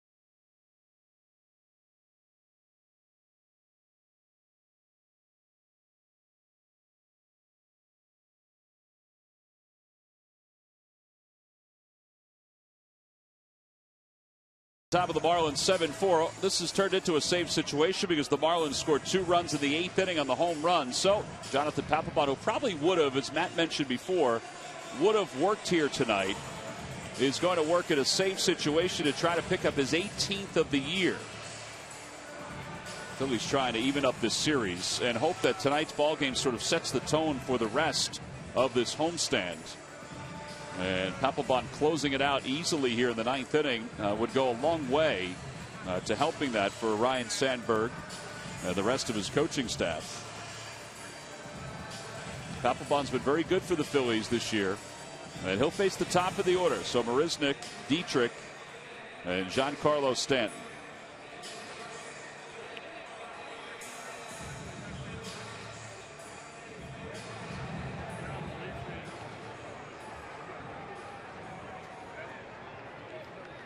Papelbon is currently 23rd all-time in saves with 303. A save tonight would tie him with Jeff Montgomery. He's also 6 saves behind Goose Gossage, Hall of Famer Goose Gossage, for 21st. Goose has 310 saves. The first pitch to Marisnick is in there for a strike. It's 0-1. Montgomery, little closer for Kansas City. Yeah, remarkable. A huge curveball. Remarkable to think about it, the fact that he had over 300 saves. Well, balls in 1 strike. Inside, 1-1.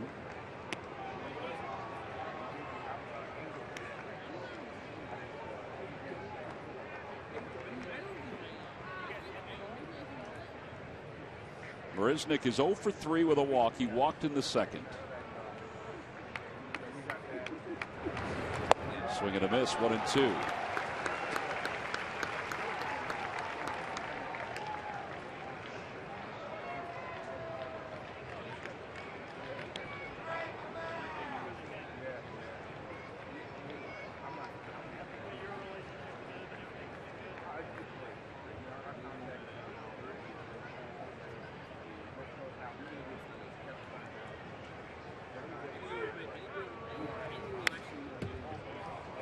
On that fastball from Papelbon.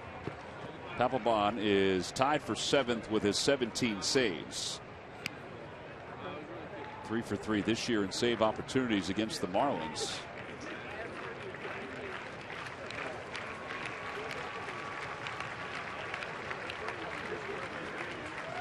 He hasn't pitched since the 19th against the Cardinals. Now the 1-2 pitch. Outside, 2-2. That was a really loud whistle as that pitch came in.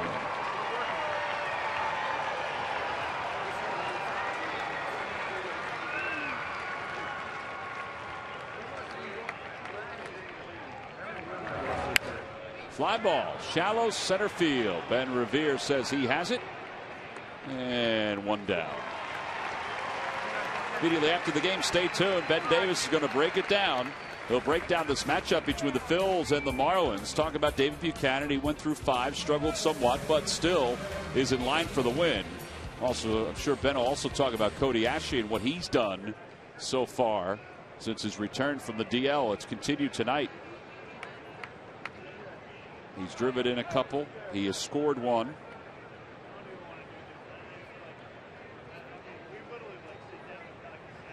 Dietrich has scored a run. He's 0 for 3 with a walk. Retired on a fine play by Utley back in the first. Up the first base line, foul.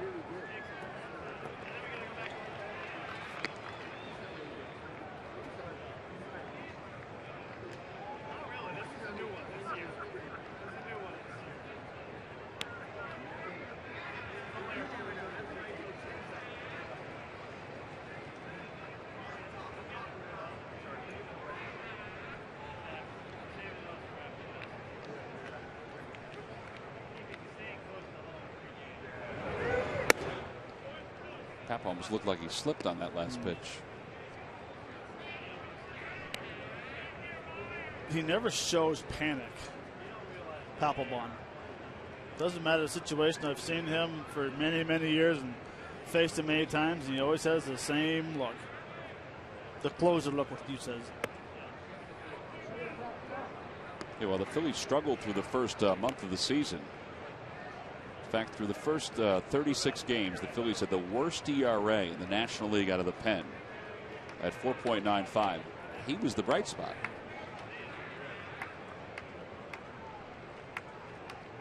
The 2-1 pitch. Outside, 3-1.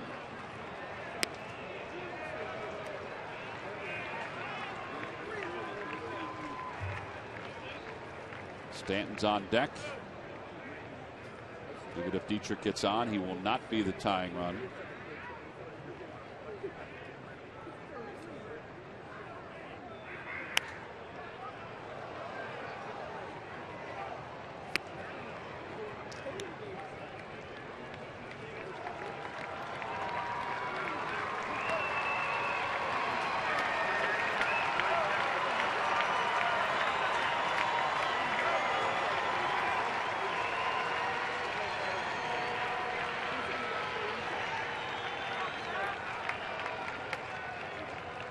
The 3-2 pitch.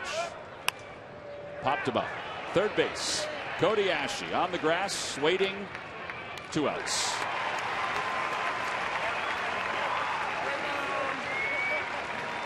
Phillies try to even this series. They need 1 more out. It's Giancarlo Stanton who's next up for Papelbon. Papelbon's earned run average is down to 1.50.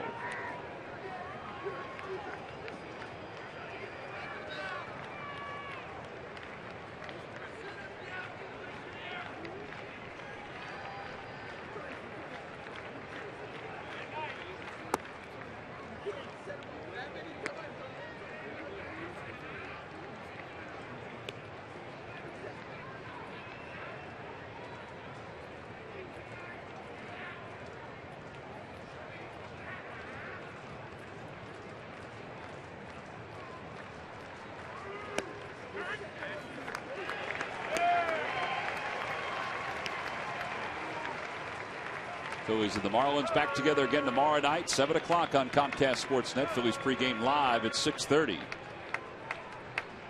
Henderson Alvarez against A.J. Burnett. 1 ball, 1 strike. 1 ball, 2 strikes.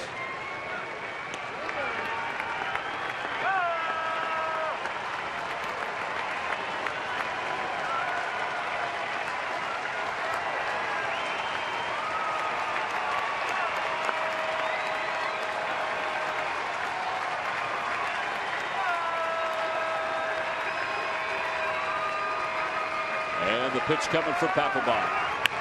And a line drive single to center field, so Stanton's aboard. That was a slurve that stayed up. Three hits now for Stanton in this ball game. And it brings Casey McGee to the plate.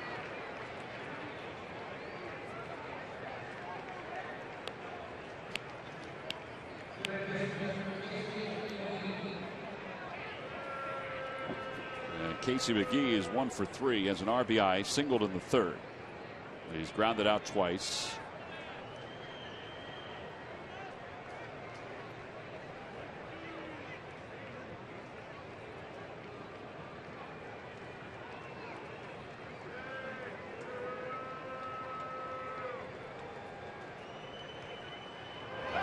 Runner goes, pitch is fouled away. It's 0-1.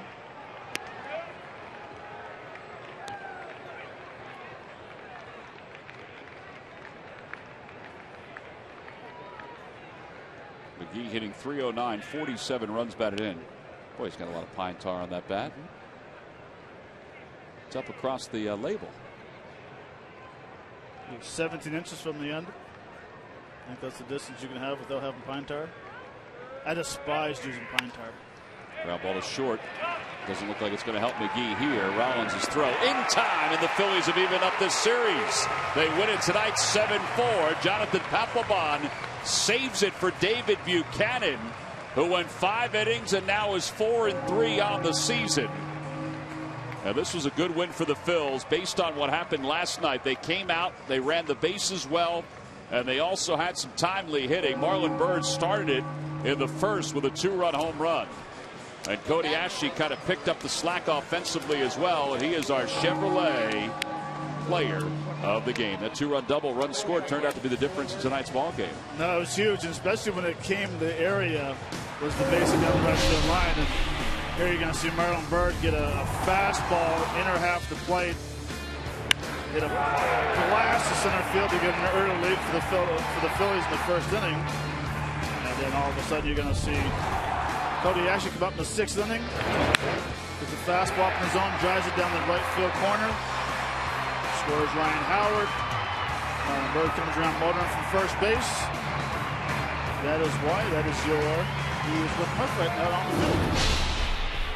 All right, thanks very much, guys. Here with Cody Ashley. 6th inning, the big hit for you that really put this one out of reach, it seemed at the time, and certainly ended up that way. Another quality at bat for you. Just take us through that at bat. Yeah, I think it started the previous at bat. I got fooled a couple times. I kind of decided I want to stay aggressive. Got a pitch up in the zone, got some barrel on it, and snuck one past the first baseman down there. So it was good. We took advantage of our opportunities tonight. We didn't have too many hits, too many hard hit balls, but we did take advantage of the chances we had.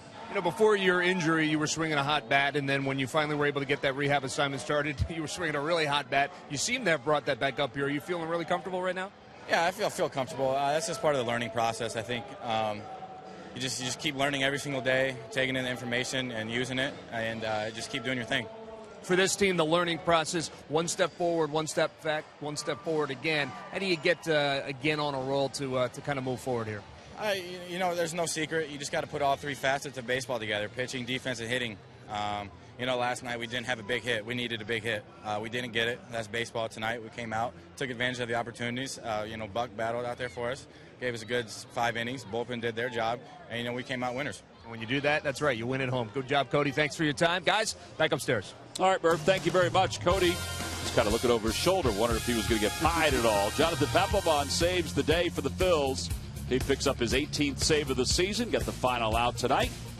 Cody Ashley, one of the offensive stars. We'll be back to wrap things up from Citizens Bank Park after this.